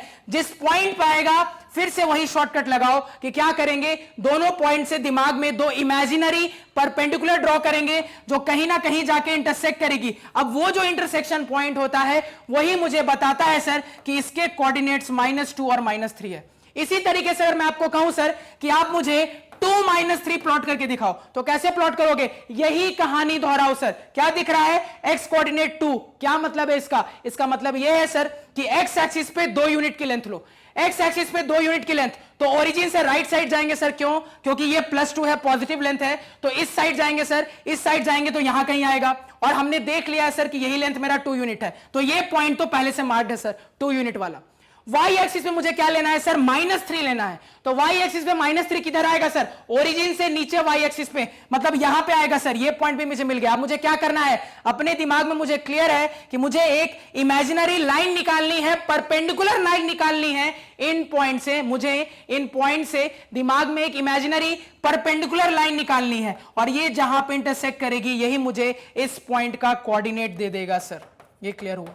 तो यहां पे कोऑर्डिनेट को कैसे प्लॉट करना है ग्राफ पेपर पे वो भी हमने सीख लिया। उससे पहले कोऑर्डिनेट की एक्चुअली डेफिनेशन क्या होती है वो भी हमने सीख लिया। इतना क्लियर है, इसमें किसी को कोई डाउट नहीं होना चाहिए। तो देखो यहां पे मैंने कुछ सब टॉपिक्स मार्क करके रखे थे, तो हमने ये वाला क्लियर कर लिया कि ये एक्स एक्सिस वाई एक्सिस का फंडा क्या है, कोऑर्डिनेट्स का मतलब समझ लिया। अब थोड़ा सा पहले क्वाड्रेंट का मतलब समझते हैं। मेरी बात को ध्यान से सुनना, क्वाड्रेंट की डेफिनेशन क्या है, बिल्कुल आराम से सुनना और समझना। अब मेरी बात ध्यान से सुनो, मान लो मैं आपको कह रहा हूं कि ये जो मेरा प्लेन ऑफ पेपर है जिसपे मैंने अपने ये 2 एक्सिस को बनाया है, ये मेरे प्लेन ऑफ पेपर को कैसे डिवाइड कर रहा है। मेरा सवाल समझो, मैं आपको कह रहा हूं कि ये जो मेरा कोऑर्डिनेट एक्सिस है, ये जो म्यूचुअली परपेंडिकुलर कोऑर्डिनेट एक्सिस है, ये मेरे प्लेन ऑफ पेपर को कैसे डिवाइड कर रहा है। तो आप तुरंत जवाब दोगे सर, ये मेरे प्लेन ऑफ पेपर को कुल मिला के 4 हिस्सों में डिवाइड कर रहा है। एक हिस्सा मेरा ये वाला हिस्सा है, दूसरा हिस्सा मेरा ये वाला हिस्सा है, तीसरा हिस्सा वाला मेरा ये वाला हिस्सा है, चौथा हिस्सा मेरा ये वाला हिस्सा है सर। और यही जो प्लेन ऑफ पेपर का डिवीजन होता है कोऑर्डिनेट एक्सिस के द्वारा 4 हिस्सों में, यही 4 हिस्से मेरे क्वाड्रेंट कहलाते हैं। क्या कहला जाते हैं सर, यही 4 हिस्से मेरे क्वाड्रेंट कहलाते हैं। क्लियर है, यानी कि सर ये जो पूरा रीजन है ना, ये जो पूरा रीजन है, ये रीजन भी मेरा एक क्वाड्रेंट है, ये पूरा का पूरा रीजन मेरा एक क्वाड्रेंट है, ये पूरा का पूरा रीजन मेरा एक क्वाड्रेंट है, ये पूरा का पूरा मेरा एक रीजन क्वाड्रेंट है। अब क्वाड्रेंट स्पेशली जानना क्यों जरूरी है, क्योंकि क्वाड्रेंट का भी कुछ इंपॉर्टेंट कंसेप्ट है जो आपको जानना जरूरी है। अब मेरी बात ध्यान से सुनना, ये वाला जो मेरा क्वाड्रेंट होता है इसको हम फर्स्ट क्वाड्रेंट कहते हैं, ये वाला जो मेरा क्वाड्रेंट होता है इसको हम सेकंड क्वाड्रेंट कहते हैं, इस वाले क्वाड्रेंट को हम थर्ड कहते हैं और इस वाले को हम फोर्थ कहते हैं। तो देखो ये बाय कन्वेंशन है, अपने मन से किसी को भी 1 2 3 4 नहीं बोलोगे, जैसा मैंने लिखा वैसे ही ध्यान में रखोगे कि यही पहला वाला मेरा फर्स्ट क्वाड्रेंट कहलाएगा, यही मेरा सेकंड क्वाड्रेंट कहलाएगा, यही मेरा थर्ड क्वाड्रेंट कहलाएगा, यही मेरा फोर्थ क्वाड्रेंट कहलाएगा। तो कुल मिला के सर कोऑर्डिनेट एक्सिस के द्वारा जो मेरा पेपर था 4 हिस्सों में डिवाइड हुआ, उन्हीं 4 हिस्सों को मैंने ओवरऑल क्वाड्रेंट कहा और वो 4 हिस्सों को स्पेशल नाम दिया गया। एक को फर्स्ट बोला, एक को सेकंड बोला, एक को थर्ड बोला, एक को फोर्थ बोला। अब उसके बाद सर इनकी स्पेशल प्रॉपर्टी क्या होती है जो इनको एक दूसरे से अलग करती है? अब ध्यान से मेरी बात को बिल्कुल सुनना और समझना। अब अगर मान लो मैं यहां आपको यह कह रहा हूं कि कोई बिंदु है जो कि आपका फर्स्ट क्वाड्रेंट में है, ये बिंदु फर्स्ट क्वाड्रेंट में है, बिल्कुल है सर। तो ये कोई बिंदु है, इसके कोऑर्डिनेट्स को अगर मैं एक्स वाई से रिप्रेजेंट करता हूं सर, तो क्लियरली दिख रहा है कि मेरा ये जो बिंदु है सर, ये फर्स्ट क्वाड्रेंट में है। तो अगर कोई कोऑर्डिनेट फर्स्ट क्वाड्रेंट में होता है, अगर कोई कोऑर्डिनेट फर्स्ट क्वाड्रेंट में होता है तो इसकी क्या प्रॉपर्टी है? तो अभी आपने जस्ट ऑब्जर्व किया, मेरी बात ध्यान से सुनना। अगर ये आपका जो पॉइंट है सर, ये कोऑर्डिनेट है, अगर फर्स्ट क्वाड्रेंट में है तो ये कोऑर्डिनेट कैसे बना होगा सर? तो परपेंडिकुलर की मदद से बना होगा। यानी एक्चुअली में यही वाली मेरी लेंथ क्या है? एक्स है सर। यही वाली मेरी लेंथ क्या है सर? वाई है। ये मुझे बहुत अच्छे से पता है सर। अब देखो, अगर मैं आपसे पूछूं कि इस एक्स और वाई का साइन क्या है तो क्या बताओगे? कहोगे सर ये वाला जो आपका रीजन है, ये आपने क्लियर किया है कि ये आपके एक्स एक्सिस के पॉजिटिव रीजन को रिप्रेजेंट करता है। तो अगर आप अपना कोई कोऑर्डिनेट फर्स्ट क्वाड्रेंट में ले रहे हो तो मुझे दिख रहा है उसका जो एक्स कोऑर्डिनेट है सर, वो मेरे एक्स एक्सिस के पॉजिटिव वाले रीजन में आ रहा है। यानी दुनिया का मेरा कोई भी कोऑर्डिनेट अगर फर्स्ट क्वाड्रेंट में लाई करेगा सर, तो उसके एक्स कोऑर्डिनेट की वैल्यू हमेशा पॉजिटिव होगी। क्या यह सही बात है कि नहीं है? बिल्कुल सही बात है सर। तो यहां से मुझे यह चीज क्लियरली दिख रही है सर कि लेंथ किस तरफ जा रही है सर? लेंथ मेरे इस तरफ positive direction of X axis में जा रही है, जिसको देख के समझ में आ रहा है कि दुनिया का मेरा कोई भी पॉइंट होगा, अगर वो फर्स्ट क्वाड्रेंट में होगा तो उसके एक्स कोऑर्डिनेट की जो साइन होगी सर, वो साइन क्या होगी सर? पॉजिटिव साइन होगी। यानी कि अगर मेरा कोई कोऑर्डिनेट है तो अगर वो कोऑर्डिनेट का एक्स ग्रेटर देन 0 है, तभी वो कोऑर्डिनेट फर्स्ट क्वाड्रेंट में हो सकता है सर। यानी कि अगर मेरा कोई कोऑर्डिनेट फर्स्ट क्वाड्रेंट में है सर, तो उसका x हमेशा पॉजिटिव होगा, x हमेशा ग्रेटर देन 0 होगा। इसी तरीके से अगर यही बात मैं आपसे y के लिए पूछूं तो क्या बोलोगे सर? मुझे अपने फर्स्ट क्वाड्रेंट में अगर कोई कोऑर्डिनेट लाई कर रहा है तो y के लिए भी दिख रहा है सर। क्या दिख रहा है कि ये जो मेरी डिस्टेंस आ रही है यही y है, और ये किस तरफ है? तो सर ये मेरे y एक्सिस के पॉजिटिव डायरेक्शन में है। यानी कि सर ये लेंथ मेरी क्या है? पॉजिटिव है। यानी कि सर अगर कोई पॉइंट फर्स्ट क्वाड्रेंट में होगा तो उसका x भी पॉजिटिव होगा, उसका y भी पॉजिटिव होगा, और वो क्लियर कट मुझे यहां पे ऑब्जर्व हो रहा है सर।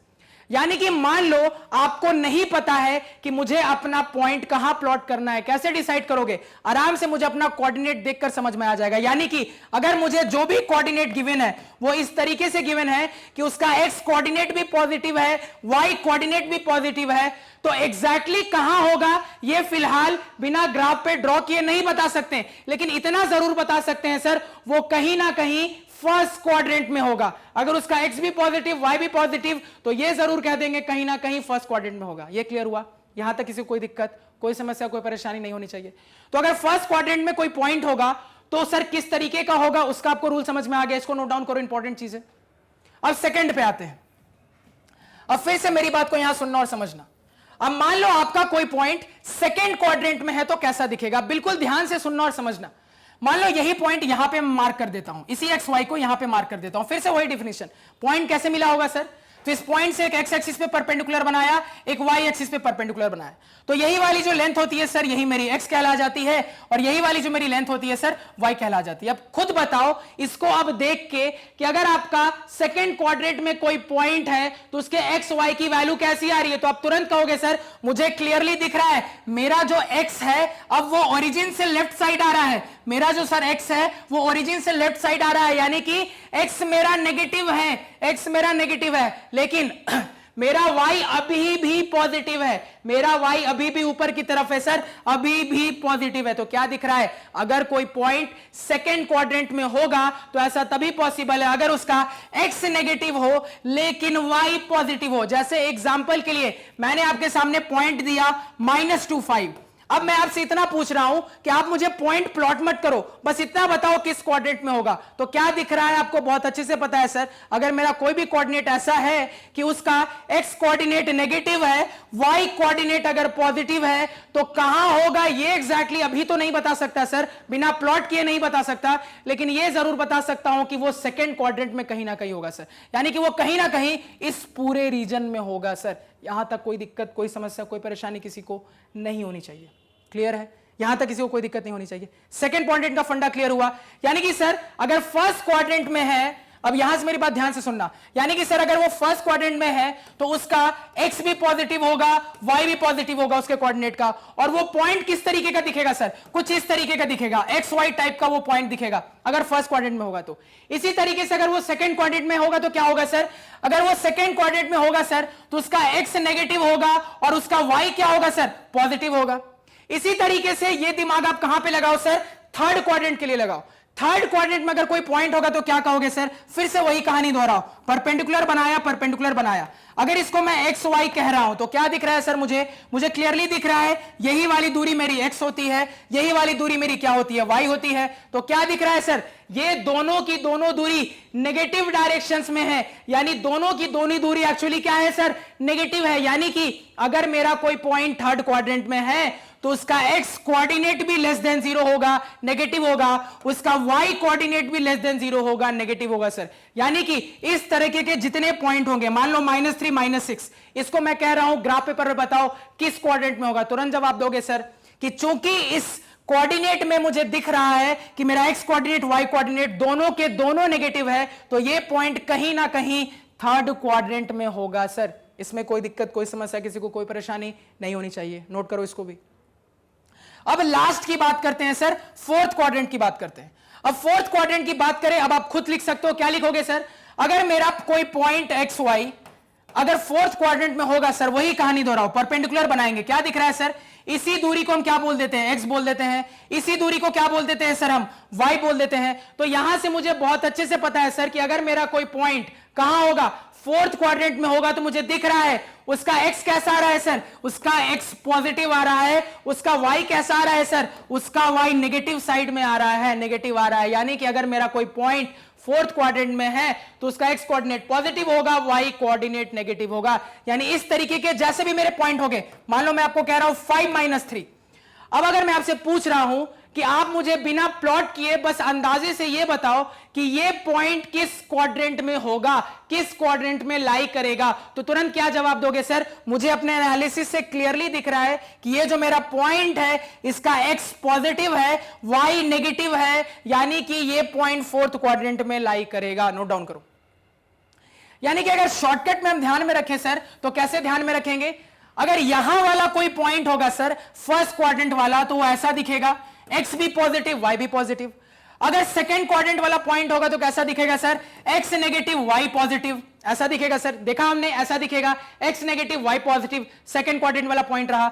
अगर थर्ड क्वाड्रेंट वाला पॉइंट रहेगा सर, कैसा दिखेगा? एक्स भी नेगेटिव वाई भी नेगेटिव। और अगर सर फोर्थ क्वाड्रेंट वाला पॉइंट रहेगा तो कैसा दिखेगा सर? एक्स पॉजिटिव लेकिन वाई नेगेटिव। इसको नोट डाउन कर लो अलग से कि सर फर्स्ट क्वाड्रेंट की क्या पहचान है? एक्स वाई दोनों पॉजिटिव। सेकंड क्वाड्रेंट की क्या पहचान है सर? एक्स नेगेटिव टाइप का रहेगा, वाई पॉजिटिव रहेगा। थर्ड क्वाड्रेंट की क्या पहचान है सर? एक्स भी नेगेटिव वाई भी नेगेटिव। और आपका फोर्थ क्वाड्रेंट की क्या पहचान है sir? X coordinate positive Y coordinate negative. Note down कर लो इसको। ये क्लियर हुआ? यहां तक किसी को कोई दिक्कत, कोई समस्या, कोई परेशानी नहीं होनी चाहिए। तो सर क्वाड्रेंट का भी काम हो गया। क्लियर है? अब आपके सामने कुछ पॉइंट्स दे रहा हूं, तो फटाफट दिमाग में आपको आंसर आना चाहिए कि ये पॉइंट्स कहां कहां लाई करेंगे। मान लो मैं लिख रहा हूं पॉइंट्स 2 3 3 -5 6 7 6 -7 8 3 8 -3 मानो लिख लो, -9 6 -8 -5। इस तरीके से मैंने आपके सामने इतने सारे पॉइंट लिख दिए। अब आपका होमवर्क क्या है? दिमाग में इसको देखकर बताना किस किस क्वाड्रेंट में होगा। अभी जवाब दो। होमवर्क क्या लिखोगे? अभी जवाब दो। दिमाग में तुरंत सोच के बताओ सर कौन सा पॉइंट किस क्वाड्रेंट में। तो क्या दिख रहा है सर? हमने जो पढ़ा उसके हिसाब से मुझे दिख रहा है एक्स भी पॉजिटिव वाई भी पॉजिटिव, फर्स्ट क्वाड्रेंट है सर। दूसरा वाला क्या है सर? एक्स मेरा पॉजिटिव है वाई नेगेटिव, तो एक्स पॉजिटिव वाई नेगेटिव कौन सा क्वाड्रेंट बना सर? फोर्थ क्वाड्रेंट बना। ये मेरा फर्स्ट हो गया। ये सर एक्स भी पॉजिटिव वाई भी पॉजिटिव, फर्स्ट क्वाड्रेंट हो गया। एक्स भी नेगेटिव वाई भी नेगेटिव, एक्स भी नेगेटिव वाई भी नेगेटिव, कौन सा क्वाड्रेंट बना सर? ये थर्ड क्वाड्रेंट बना। X positive Y negative, X positive Y negative, कौन सा क्वाड्रेंट बना सर? ये फोर्थ क्वाड्रेंट बना। X negative Y positive, X negative sir Y positive, कौन सा क्वाड्रेंट बना सर? सेकंड क्वाड्रेंट बना। एक्स भी नेगेटिव वाई भी नेगेटिव, एक्स भी नेगेटिव वाई भी नेगेटिव, कौन सा क्वाड्रेंट बना सर? थर्ड क्वाड्रेंट बना। सभी का जवाब यहां पे आना चाहिए था। क्लियर? तो सर हमने क्वाड्रेंट को भी अब डिस्कस करके खत्म कर लिया। अब देखो अब क्या बचा है, अब एक और इंपॉर्टेंट चीज बची है जो हमें जानना जरूरी है अपने बेसिक की। अभी हम बेसिक ही डिस्कस कर रहे हैं, अभी हम टॉपिक पे आए भी नहीं है, क्योंकि जब तक आपको ये बेसिक क्लियर नहीं होंगे मेरे हिसाब से तब तक आप चीजों को ढंग से समझ नहीं पाओगे। तो ये बेसिक जानकारी अभी ले लो, बहुत अच्छी अच्छी इंपॉर्टेंट चीजें मैं आपको बता रहा हूं जो आपको हर क्लास तक काम आएगी। अब देखो यहां पे, तो सर ये हमने क्वाड्रेंट को भी डिस्कस कर लिया। अब आगे क्या बात करते हैं सर? तो मान लो आपने सर ये तो बता दिया कि आपके सारे पॉइंट्स इस रीजन में है तो फर्स्ट क्वाड्रेंट वाले कोऑर्डिनेट्स हैं, आपके सारे पॉइंट्स इस रीजन में है तो सेकंड क्वाड्रेंट वाले पॉइंट्स हैं, आपके सारे पॉइंट्स इस रीजन में है तो थर्ड क्वाड्रेंट वाले पॉइंट्स हैं, आपके सारे पॉइंट्स इस रीजन में है तो फोर्थ क्वाड्रेंट वाले पॉइंट्स हैं। तो क्या दुनिया के जितने भी पॉइंट्स होंगे वो फर्स्ट सेकंड थर्ड फोर्थ में ही होंगे, इसके अलावा कहीं नहीं हो सकते? मेरा सवाल ध्यान से सुनना, सवाल मैंने आपसे क्या पूछा? दुनिया का कोई भी मेरा पॉइंट होगा, अगर मैं उसको ग्राफ पेपर पे रिप्रेजेंट करूंगा तो क्या वो सिर्फ और सिर्फ फर्स्ट सेकंड थर्ड या फोर्थ पे हो सकता है, इसके अलावा और कहीं नहीं हो सकता क्या? तो आप अपना जवाब क्या दोगे? सर ऐसा नहीं है, इसके अलावा भी पॉइंट के होने की पॉसिबिलिटी बनती है। अब सवाल उठता है कहां पे सर बनती है? अब फिर से ध्यान से देखो, तो कहां पे पॉसिबिलिटी बनती हुई दिख रही है सर? मान लो मेरा पॉइंट यहां हो, मान लो मेरा पॉइंट यहां हो, मान लो मेरा पॉइंट यहां हो, या मान लो मेरा पॉइंट यहां हो। अब मेरी बात बिल्कुल ध्यान से सुनना और मेरे सवाल को समझना। अगर मैं आपसे पूछूं कि इस 4 पॉइंट की मुझे लोकेशन बताओ, मुझे आप बताओ कि ये 4 पॉइंट फर्स्ट में है, सेकंड में है, थर्ड में है या फोर्थ में है, तो क्या जवाब आएगा? 5 सेकंड सोचो, आपके पास टाइम है। अब देखो आपके पास क्या जवाब आना चाहिए सर? अगर मैं सबसे पहले अपने इस वाले पॉइंट के बारे में बात करूं सर, तो ना ये पॉइंट को मैं फर्स्ट क्वाड्रेंट का बोल सकता हूं, ना मैं इस पॉइंट को फोर्थ क्वाड्रेंट का बोल सकता हूं सर, ना इसको मैं फर्स्ट का बोल सकता हूं, ना ये फोर्थ क्वाड्रेंट का है सर। अगेन अगर मैं इस पॉइंट की बात करूंगा सर, तो ये पॉइंट को ना मैं अपने फर्स्ट क्वाड्रेंट का बोल सकता हूं, ना मैं इसको सेकंड क्वाड्रेंट का बोल सकता हूं सर। अगेन अगर मैं इस पॉइंट की बात करूं सर, तो इस पॉइंट को ना मैं अपने सेकंड क्वाड्रेंट का बोल सकता हूं, ना इस पॉइंट को मैं अपने थर्ड क्वाड्रेंट का बोल सकता हूं सर। इसी तरीके से अगर मैं इस पॉइंट की बात करूं सर, तो ये पॉइंट को ना मैं अपने थर्ड क्वाड्रेंट का बोल सकता हूं, ना मैं इसको अपने फोर्थ क्वाड्रेंट का बोल सकता हूं। तो क्या समझ में आ रहा है? इन पॉइंट्स के लिए हम क्वाड्रेंट के टर्म्स में लोकेशन की बात नहीं कर सकते। मैं रिपीट कर रहा हूं, इस टाइप के पॉइंट्स के लिए हम क्वाड्रेंट के टर्म्स में लोकेशन की बात नहीं कर सकते सर। तो ऐसे पॉइंट्स कहां रिप्रेजेंट है सर? तो ये जो हमारे पॉइंट्स है, ये मुझे क्लियरली दिख रहा है कि ये मेरे कोऑर्डिनेट एक्सिस पे ही रिप्रेजेंटेड है। मैं क्या कह रहा हूं सर? इन पॉइंट्स की क्या खासियत दिख रही है कि क्वाड्रेंट के दम पे हम इन पॉइंट्स की बात नहीं कर सकते।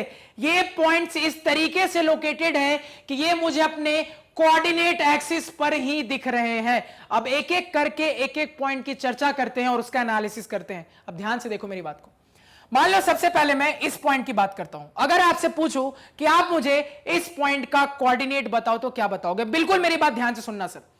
ये जो पॉइंट आपका इस तरफ right side of X axis पे लाई कर रहा है, ये जो पॉइंट आपका इस तरफ राइट साइड ऑफ एक्सिस पे लाई कर रहा है सर, इसका कोऑर्डिनेट कुछ x0 टाइप का होगा सर। यानी कि अगर मेरा कोई point right side of X axis पे लाई करेगा सर, तो उसका y कोऑर्डिनेट हमेशा 0 होगा।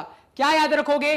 कोई अगर आपका पॉइंट एक्स एक्सिस के राइट साइड पे लाई करेगा सर, तो उसका y कोऑर्डिनेट हमेशा 0 होगा। एक्स कोऑर्डिनेट सर कुछ भी पॉजिटिव नंबर हो सकता है, क्योंकि राइट साइड है तो एक्स की जगह पे कोई भी पॉजिटिव नंबर हो सकता है सर, लेकिन वाई कोऑर्डिनेट हमेशा 0 होगा। आप कैसे कह सकते हो? अब बात को यहां पे समझो। एक्स में किसी को कोई डाउट है, नहीं होना चाहिए। अब देखो इस पॉइंट को मैं आपको समझाता हूं, कैसे समझाता हूं। मान लो मैं आपको पॉइंट यहां पे लेता हूं, तो अगर यहां पे पॉइंट था, मैं आपसे पूछूं इसके एक्स और वाई कोऑर्डिनेट क्या है, तो तुम तुरंत क्या जवाब दोगे सर? एक्स कोऑर्डिनेट का मतलब होता है इस पॉइंट का वाई एक्सिस से परपेंडिकुलर डिस्टेंस, और वाई कोऑर्डिनेट का मतलब होता है इस पॉइंट का एक्स एक्सिस से परपेंडिकुलर डिस्टेंस। क्लियर हो गया? अब देखो क्या हो रहा है यहां पे, मेरी बात ध्यान से सुनना। अगर इस पॉइंट को धीरे धीरे खिसकाते हुए, धीरे धीरे इस पॉइंट को मैं खिसकाते हुए नीचे लाता जाऊं, धीरे धीरे इस पॉइंट को खिसकाते हुए नीचे लाता जाऊं तो क्या दिख रहा है सर, ये पॉइंट जब यहां से यहां पहुंचेगा, ये पॉइंट जब यहां से यहां पहुंचेगा तो इसकी ये जो परपेंडिकुलर दूरी होगी सर घट जाएगी, यानी कि ये पॉइंट जब यहां से यहां पहुंचेगा सर तो इसकी ये जो एक्स एक्सिस से परपेंडिकुलर दूरी है वो घट जाएगी सर। इसी तरीके से जब ये और आगे और नीचे पहुंचेगा सर, इसकी दूरी और घट गई, और नीचे पहुंचा और दूरी घट गई, और नीचे पहुंचा और दूरी घट गई। ऐसे करते करते एक टाइम ऐसा भी तो आएगा सर कि ये जो मेरा पॉइंट था वो खिसकते खिसकते सीधे इसी लाइन पे पहुंच जाए। तो क्या हो रहा था सर, अगर मैं इस पॉइंट को धीरे धीरे नीचे खिसका रहा था तो इसकी परपेंडिकुलर दूरी एक्स एक्सिस से घटती चली जा रही थी। तो अगर ये सीधे इसी लाइन पे आ जाएगा तो परपेंडिकुलर दूरी एक्स एक्सिस पे तो बचेगी ही नहीं। अगर ये पॉइंट सीधे खिसकते खिसकते यहीं पहुंच गया तो अगर मैं आपसे पूछूं कि उस पॉइंट की एक्स एक्सिस से परपेंडिकुलर दूरी क्या है तो क्या बताओगे सर, इस पॉइंट की एक्स एक्सिस से परपेंडिकुलर दूरी तो बची ही नहीं, कोई परपेंडिकुलर दूरी नहीं है। वो परपेंडिकुलर दूरी नहीं है का क्या मतलब है सर, कोई परपेंडिकुलर दूरी नहीं है मतलब मेरी परपेंडिकुलर दूरी क्या हो गई, घटते घटते घटते घटते खत्म हो गई, मतलब जीरो हो गई। और यही तो मेरे एक्स एक्सिस से परपेंडिकुलर दूरी को क्या कहते हैं सर, तो एक्स एक्सिस से अपने परपेंडिकुलर दूरी को हम वाई कोऑर्डिनेट कहते हैं। एक्स एक्सिस से हम अपने परपेंडिकुलर दूरी को वाई कोऑर्डिनेट कहते हैं। तो यहां से क्या समझ में आ रहा है, मेरी परपेंडिकुलर दूरी जीरो आ रही है, यानी कि एक्चुअली में मेरा वाई कोऑर्डिनेट जीरो आ रहा है सर। यानी कि अगर मेरा कोई भी point positive direction of X axis पे लाई कर रहा है, कोई भी पॉइंट ले लो, positive direction of X axis वाला कोई भी पॉइंट ले लो, ये ले लो, ये ले लो, ये ले लो, ये ले लो, ये ले लो, ये ले लो, कोई सा भी ले लो, हर एक पॉइंट के लिए यही कहानी होगी कि उसका एक्स कुछ ना कुछ होगा सर, एक्स में दिक्कत नहीं है, लेकिन सर उसका वाई कोऑर्डिनेट हमेशा जीरो होगा। यह जरूर कंफर्म है, मुझे यह जरूर पता लग गया है। क्लियर है, इसको नोट कर लो। यानी कि सर अगर मेरा कोई point positive direction of X axis पे कहीं पे भी लाई करेगा तो बिल्कुल इस तरह का दिखेगा, एक्स जीरो। क्लियर है। अब इसके एक्स कोऑर्डिनेट को समझते हैं किसी एक एग्जांपल के थ्रू। मान लो ये मेरा पॉइंट है, अगर मैं आपसे पूछूं इसके एक्स कोऑर्डिनेट की क्या डेफिनेशन है, तो क्या डेफिनेशन पढ़ी है तुमने एक्स कोऑर्डिनेट की, तो सर वाई एक्सिस से उस पॉइंट तक की परपेंडिकुलर दूरी। क्या डेफिनेशन पढ़ी है सर, वाई एक्सिस से उस पॉइंट तक की परपेंडिकुलर दूरी। और इस पॉइंट की वाई एक्सिस से परपेंडिकुलर दूरी क्या है सर, यही वाली जो लेंथ है मेरी, यही वाली जो लेंथ है सर मेरी, सर यही लेंथ तो मेरे इस पॉइंट की वाई एक्सिस से परपेंडिकुलर दूरी है, जिसको हम अपना एक्स कोऑर्डिनेट कह देते हैं। तो क्या दिख रहा है सर, ये जो मेरा एक्स कोऑर्डिनेट है, ऑब्वियस सी बात है, मुझे क्लियरली दिख रहा है सर, ये हमेशा पॉजिटिव होगा। यानी कि अगर मेरा ये जो पॉइंट है ये मेरे positive direction of X axis में positive side of X axis पे एग्जैक्टली लाई करेगा, चाहे पॉजिटिव साइड पे कहीं पे भी लाई करे, पॉजिटिव साइड पे कहीं पे भी लाई करे सर, उसका एक्स कोऑर्डिनेट हमेशा पॉजिटिव होगा, वाई कोऑर्डिनेट क्या होगा सर, जीरो होगा। यानी कि अगर मैं जितनी बातें मैंने आपको कही उसको अगर मैं समराइज कर दूं सर, तो इस पोर्शन में लाई करने वाला, इस पोर्शन में यानी कि इस सेक्शन में, अपने एक्स कोऑर्डिनेट के इस सेक्शन में लाई करने वाला, right side of X axis पे लाई करने वाला दुनिया का कोई भी पॉइंट होगा सर, वो हमेशा इस तरीके से रिप्रेजेंट होगा। उसका हमेशा वाई कोऑर्डिनेट जीरो होगा, उसका एक्स कोऑर्डिनेट कुछ हो सकता है और वो हमेशा पॉजिटिव होगा सर। क्यों, क्योंकि हम अपने positive direction of X axis पे इस पॉइंट को रिप्रेजेंट कर रहे हैं। क्यों पॉजिटिव होगा, ये भी मुझे अभी डायग्रामेटिकली दिख गया था सर, ये क्लियर हुआ। अब इसको समझा है तो फिर से इसको समझते हैं। अब फिर से मेरी बात को समझना, अगर मैं इस पॉइंट की बात करूं तो फिर से वही कहानी मैं दोहराऊंगा, ध्यान से मेरी बात को समझो। इस पॉइंट के लिए भी अगर मैं आपसे पूछूं तो क्या बता दोगे सर, इस पॉइंट के लिए भी आप वही बात बताओगे कि सर पॉइंट कहीं पे भी हो, अगर वो negative direction of X axis पे भी है, अगर वो negative direction of X axis पे भी है तो भी इसका वाई कोऑर्डिनेट जीरो होगा सर, एक्स कोऑर्डिनेट कुछ भी हो सकता है। तो सर इतना कंफर्म है वाई कोऑर्डिनेट जीरो होगा अगर वो negative direction of X axis पे। अगेन आप चाहो तो इसी तरीके से चेक कर सकते हो। मान लो मेरा कोई पॉइंट यहां पे था, तो इसका मैंने परपेंडिकुलर डिस्टेंस बनाया, तो अगर मैं आपसे पूछ रहा हूं इस पॉइंट का एक्स कोऑर्डिनेट वाई कोऑर्डिनेट क्या बताते, तो तुरंत जवाब देते सर एक्स कोऑर्डिनेट का मतलब होता है वाई एक्सिस से परपेंडिकुलर डिस्टेंस, वाई कोऑर्डिनेट का मतलब होता है एक्स एक्सिस से परपेंडिकुलर डिस्टेंस। सर ये मेरी डेफिनेशन कहती है। अब अगर धीरे धीरे इस पॉइंट को मैं खिसकाते खिसकाते खिसकाते खिसकाते नीचे लाते लाते इसी लाइन पे ले आऊंगा तो क्या दिख रहा है, मेरी ये जो एक्स एक्सिस से परपेंडिकुलर दूरी है वो घटते घटते घटते घटते खत्म हो गई, जीरो हो गई। और यही जो मेरे एक्स एक्सिस से परपेंडिकुलर दूरी होती है इसी को तो हम वाई कोऑर्डिनेट क्या देते हैं सर, तो वाई कोऑर्डिनेट क्या बन गया मेरा, जीरो बन गया सर। यानी मेरे negative direction of X axis पे पॉइंट कहीं पे भी हो उससे मतलब नहीं है, इतना कंफर्म है कि उसका वाई कोऑर्डिनेट तो जीरो होगा ही होगा। एक्स कोऑर्डिनेट क्या होगा सर, तो एक्स कोऑर्डिनेट को अब देख लेते हैं। एक्स कोऑर्डिनेट की क्या डेफिनेशन होती है सर, तो मेरे एक्स कोऑर्डिनेट की डेफिनेशन कहती है कि वाई एक्सिस से परपेंडिकुलर दूरी, अगर मैं आपसे पूछूं कि इस बिंदु की वाई एक्सिस से परपेंडिकुलर दूरी बताओ तो क्या बताओगे सर, इस बिंदु की वाई एक्सिस से परपेंडिकुलर दूरी यही तो है, कुछ अलग है क्या, यही जो मेरी दूरी है यही तो मेरी वाई एक्सिस से क्या है सर, परपेंडिकुलर दूरी है। यानी कि सर अगर मुझे इस परपेंडिकुलर दूरी को मैं देख रहा हूं तो क्या देख रहा हूं सर, ये जो मेरी एक्स कोऑर्डिनेट की वैल्यू है कैसी आ रही है सर, इस तरफ आ रही है, मतलब नेगेटिव आ रही है। यानी कि यहां से अगर मैंने जितनी बातें आपको कही उसको जनरलाइज कर दूं तो ये एक्स एक्सिस के नेगेटिव पोर्शन में, एक्स एक्सिस के लेफ्ट साइड वाले पोर्शन में अगर कोई पॉइंट कहीं पे भी लाई करे तो इतना जरूर कह सकता हूं सर कि वो कुछ इस तरीके का होगा। यानी कि सर उसका एक्स कोऑर्डिनेट नेगेटिव होगा, वाई कोऑर्डिनेट जीरो होगा। यहां तक कोई दिक्कत नहीं होनी चाहिए, ये समझ गए। यानी कि देखो अब ओवरऑल मैं अपने positive side of X axis को और negative side of X axis को कंबाइन करके आपको एक बात बोल रहा हूं। क्या बात बोल रहा हूं, अगर मेरा कोई पॉइंट एक्स एक्सिस पे है तो कोऑर्डिनेट क्या बताओगे, मेरा सवाल है, मेरा अगर कोई पॉइंट एक्स एक्सिस पे है तो कोऑर्डिनेट क्या बताओगे। तो अगर मेरा पॉइंट सर एक्स एक्सिस पे है तो वो पॉजिटिव साइड भी हो सकता है, नेगेटिव साइड भी हो सकता है। तो उसके एक्स के बारे में तो हम बात नहीं कर सकते सर, उसकी एक्स की कोई भी वैल्यू हो सकती है। उसके एक्स की पॉजिटिव वैल्यू होगी अगर पॉजिटिव साइड होगा, उसके एक्स की नेगेटिव वैल्यू होगी अगर नेगेटिव साइड होगा। तो सर एक्स के बारे में कुछ कंफर्म नहीं बता सकते, लेकिन वाई के बारे में जरूर कंफर्म बता सकते हो। इस साइड हो या इस साइड हो, वाई कोऑर्डिनेट दोनों ही केस में जीरो होगा। तो यहां से एक बहुत इंपॉर्टेंट लाइन जो आपको बुक में लिखी मिलती है वो मैंने समझ ली सर, क्या कि if our point lies on X axis then its Y coordinate is zero. कहानी खत्म। यही मुझे आपको समझाना था, इसके लिए इतना आपको बताना पड़ा। क्लियर, यहां तक कोई दिक्कत नहीं होनी चाहिए। अब यही जो पूरी कहानी आपने यहां पे लगाई अब उसको यहां पे लगाओ। तो सर हमने देखा था हमारा पॉइंट यहां पे भी हो सकता है। अब अगर हमारा यहां पे पॉइंट है सर तो यही कॉमन सेंस लगाओगे तो क्या पता लगेगा सर। अब फिर से मेरी बात को ध्यान से सुनना। तो सर इसको समझने के लिए हम पहले ऐसे समझते हैं। कैसे समझते हैं, मेरी बात बिल्कुल ध्यान से सुनो और समझो। मान लो आपका कोई पॉइंट यहां पे था, ठीक है। अब अगर मैं आपसे पूछूं कि इस पॉइंट का एक्स कोऑर्डिनेट और वाई कोऑर्डिनेट का मतलब क्या समझते हो, तो फिर से आप वही जवाब दोगे सर कि एक्स कोऑर्डिनेट का मतलब है वाई एक्सिस से परपेंडिकुलर डिस्टेंस, वाई कोऑर्डिनेट का मतलब है एक्स एक्सिस से परपेंडिकुलर डिस्टेंस। अब मान लो धीरे धीरे मैं इस पॉइंट को खिसकाते खिसकाते इधर ले जा रहा हूं तो क्या दिख रहा है सर, मुझे यह दिख रहा है कि मेरा वाई एक्सिस से जो परपेंडिकुलर डिस्टेंस है सर वो धीरे धीरे कम होता जा रहा है। और जैसे जैसे ये पॉइंट खिसकते खिसकते अब यहां पे आ जाएगा तो क्या दिख रहा है सर, वाई एक्सिस से जो मेरी परपेंडिकुलर दूरी है वो खत्म हो गई। परपेंडिकुलर दूरी खत्म होने का क्या मतलब है, परपेंडिकुलर दूरी जीरो हो गई।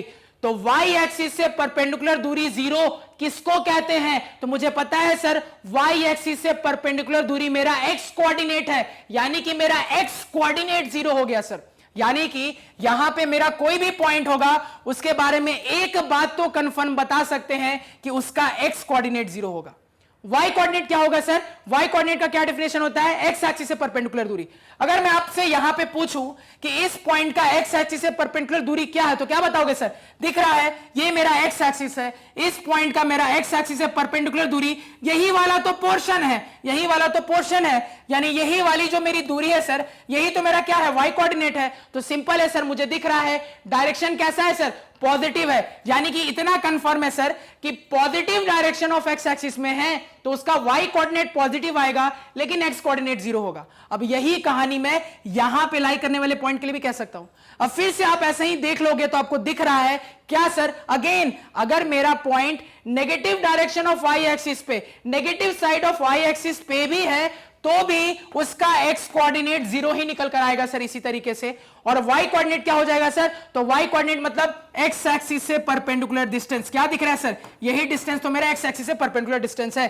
डायरेक्शन कैसा हो रहा है सर, नेगेटिव, मतलब वाई कोऑर्डिनेट कैसा हो गया सर, नेगेटिव। यानी कि इससे मुझे क्या पता लगता है सर कि अगर मेरा कोई point positive direction of Y axis पे होगा सर तो उसका एक्स कोऑर्डिनेट 0 होगा, उसका वाई कोऑर्डिनेट कोई पॉजिटिव नंबर होगा सर।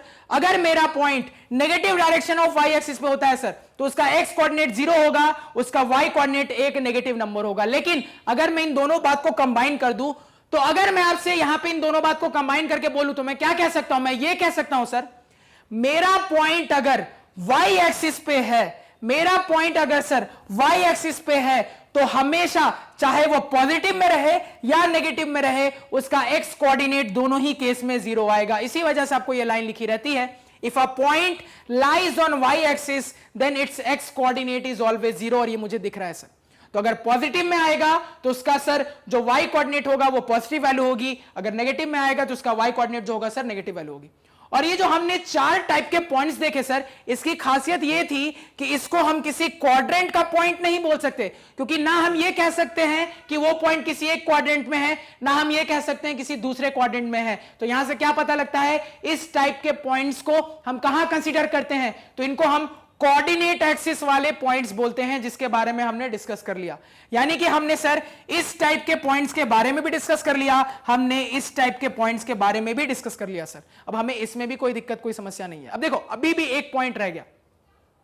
अब यहां पे ये जो ओरिजिन है ना, ओरिजिन की क्या कोऑर्डिनेट्स होंगे अब आप खुद निकाल सकते हो। बिल्कुल मेरी बात को ध्यान से सुनना, मेरा सवाल यह है ओरिजिन का कोऑर्डिनेट जो आप 0 0 लिख देते हो अब आप खुद निकाल सकते हो। कैसे सर, अब देखो हम कुछ भी मेजरमेंट कर रहे थे तो किसके रेफरेंस में कर रहे थे, आखिर इसी ओरिजिन के रेफरेंस में कर रहे थे ना। एक तरीके से हम जो भी मेजरमेंट कर रहे थे इसी ओरिजिन के रेफरेंस में कर रहे थे। तो अगर आप इसी रेफरेंस पे पहुंच जाओगे तो अगर मैं आपसे पूछूं कि बताओ अगर इस ओरिजिन के कोऑर्डिनेट्स की वैल्यू मैं आपसे पूछूं तो क्या बताओगे सर, तो मुझे कोऑर्डिनेट्स का डेफिनेशन पता है सर, एक्स कोऑर्डिनेट का मतलब होता है वाई एक्सिस से परपेंडिकुलर डिस्टेंस। बिल्कुल मेरी बात को ध्यान से सुनना, अगर मेरा पॉइंट y एक्सिस पे ही लाई कर रहा है तो y एक्सिस से परपेंडिकुलर डिस्टेंस तो 0 हो जाएगा।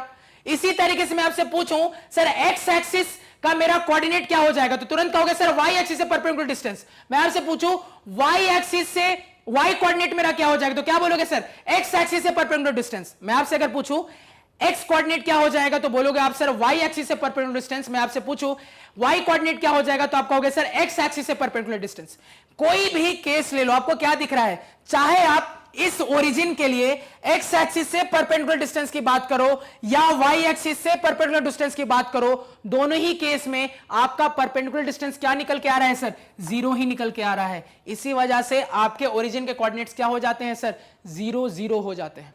इसको भी आप बड़ी आसानी से समझ सकते हो। कैसे समझोगे, ध्यान से मेरी बात को सुनना। इन सब में से मान लो एक एग्जांपल उठाता हूं, इन 4 में से एक एग्जांपल के थ्रू आपको समझ में आ जाएगा। ठीक है, पॉइंट यहां है तो 0y होगा, ये सभी को क्लियर है, इसमें डाउट है क्या, नहीं है। अब मान लो धीरे धीरे इसी पॉइंट को मैं खिसकाते खिसकाते नीचे ले आता हूं, धीरे धीरे इसी पॉइंट को मैं खिसकाते खिसकाते नीचे ला रहा हूं, तो क्या दिख रहा है सर, आप इस पॉइंट को धीरे धीरे खिसकाते खिसकाते नीचे ला रहे हो, तो कोई भी केस ले लो x कोऑर्डिनेट तो 0 है, लेकिन y कोऑर्डिनेट के साथ क्या हो रहा है सर, तो y कोऑर्डिनेट का मेरा मतलब है x एक्सिस से परपेंडिकुलर डिस्टेंस, तो मेरे x एक्सिस से परपेंडिकुलर डिस्टेंस घटती चली जा रही है। और ऐसे करते करते अगर हम यहीं पे पहुंच गए तो वो जो दूरी घटते घटते आ रही थी सर, वो दूरी तो 0 हो गई। तो क्या दिख रहा है सर, ये जो दूरी जिसको हम y बोल रहे थे, हम जैसे जैसे नीचे जा रहे इस लाइन पे, वो घटते घटते घटते घटते इस पॉइंट पे आके खत्म ही हो गई, 0 ही हो गई। तो 0 तो पहले से था ही सर, ये y भी धीरे धीरे घटते घटते 0 हो गया। तो यहां से भी आप प्रूव कर सकते हो कि आपके ओरिजिन के कोऑर्डिनेट कितने आ गए, 0 0। क्लैरिटी। तो इसके साथ मैं ये कह सकता हूं कि ग्राफ कहीं पे भी पढ़ना हो, कहीं पे भी आगे पीछे दाएं बाएं, हर क्लासेस में, किसी दूसरे चैप्टर में, बेसिक यही रहने वाला है, इसके अलावा कुछ नहीं। तो मुझे नहीं लगता है कि अब ग्राफ पेपर से बेसिक से रिलेटेड आपको कोई भी डाउट दिमाग में रह गया होगा, कोई भी परेशानी रह गई होगी। इसके साथ मैं ये कह सकता हूं कि पूरा बेसिक ग्राफ को जो था वो मैंने आपको क्लियर कर दिया। अब इसके बाद आपके दिमाग में कोई डाउट नहीं रहना चाहिए, और ये मुझे बताना जरूरी था क्योंकि इस बेसिक के इस्तेमाल में जहां जहां ग्राफ पढ़ाऊंगा वहां वहां करूंगा। तो आई होप आपको चीजें क्लियर है, चीजें समझ में आई। कहीं पे भी लगा किसी पॉइंट पे डाउट रह गया हो तो उस पॉइंट पे लेक्चर को फिर से देखो, क्लियर नहीं होता कमेंट सेक्शन में बताओ। तो आज के पढ़ाए हुए नोट्स आप हमारी ऑफिशियल वेबसाइट magnetbrains.com से डाउनलोड कर सकते हैं, जिसका लिंक वीडियो के डिस्क्रिप्शन में है। magnetbrains.com पे आपको क्लास 4 से लेकर 12 तक सारे सब्जेक्ट्स और कोर्सेज मिल जाते हैं, वो भी सिस्टमैटिक ऑर्डर में अरेंज। Thank you.